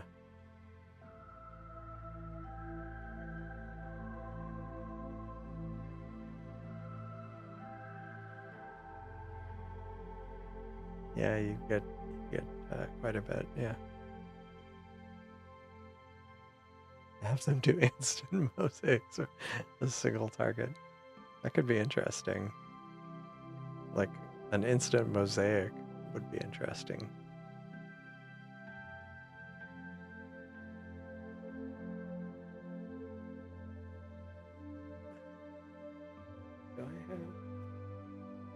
I always talk about the old tech. I think I have a quick cam somewhere around here. I don't know if it was just the box or if the camera's still in there.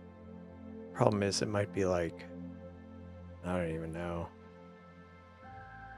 I don't even know what kind of connector it has to it. It's so old.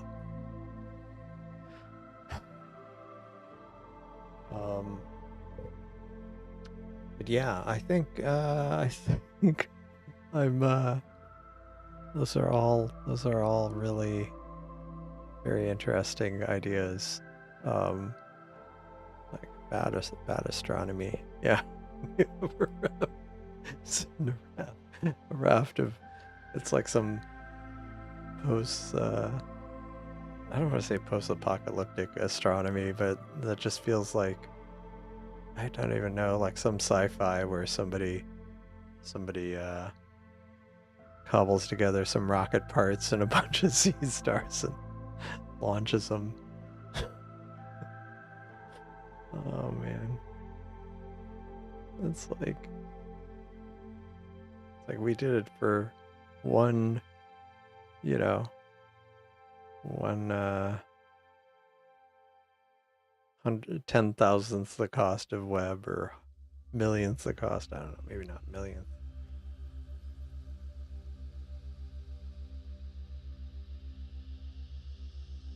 that'd be funny.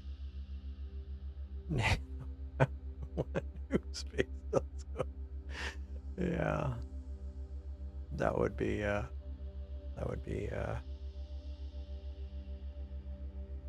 that could be interesting.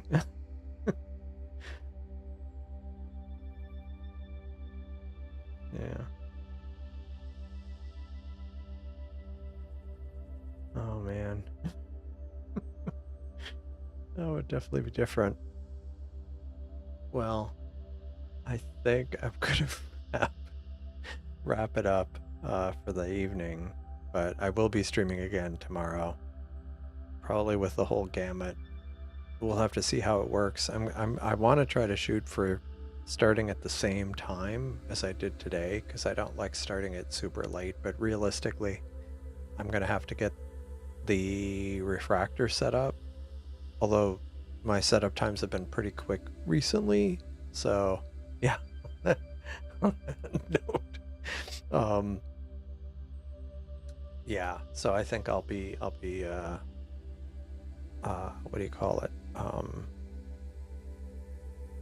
Yeah, I'll be streaming again, but like I say, hopefully about the same time, somewhere between 8:30 and 9 p.m. US Central, but also hopefully a solar live stream during the day, but probably an unlisted one, just because I haven't quite figured out the whole more than one live stream in a day thing. Like they work fine technically, but it seems like, maybe I'm just imagining it, but it seems like the second stream gets like not pushed out as much as the first live stream. So that's why a lot of times I've been kind of doing it member only or unlisted, because it ends up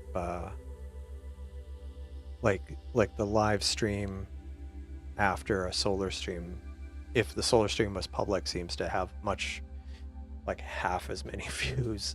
I mean, together they're about the same, but I'd rather, I don't know. So I'm just trying to figure that out, how I want to do the live solar streams, where they are more additive and not subtractive. But anyway, on that note, I'm going to leave it at that and hope everybody has a good evening. And I will see you all hopefully in the next one.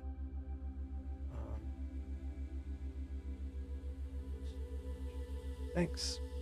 Good night.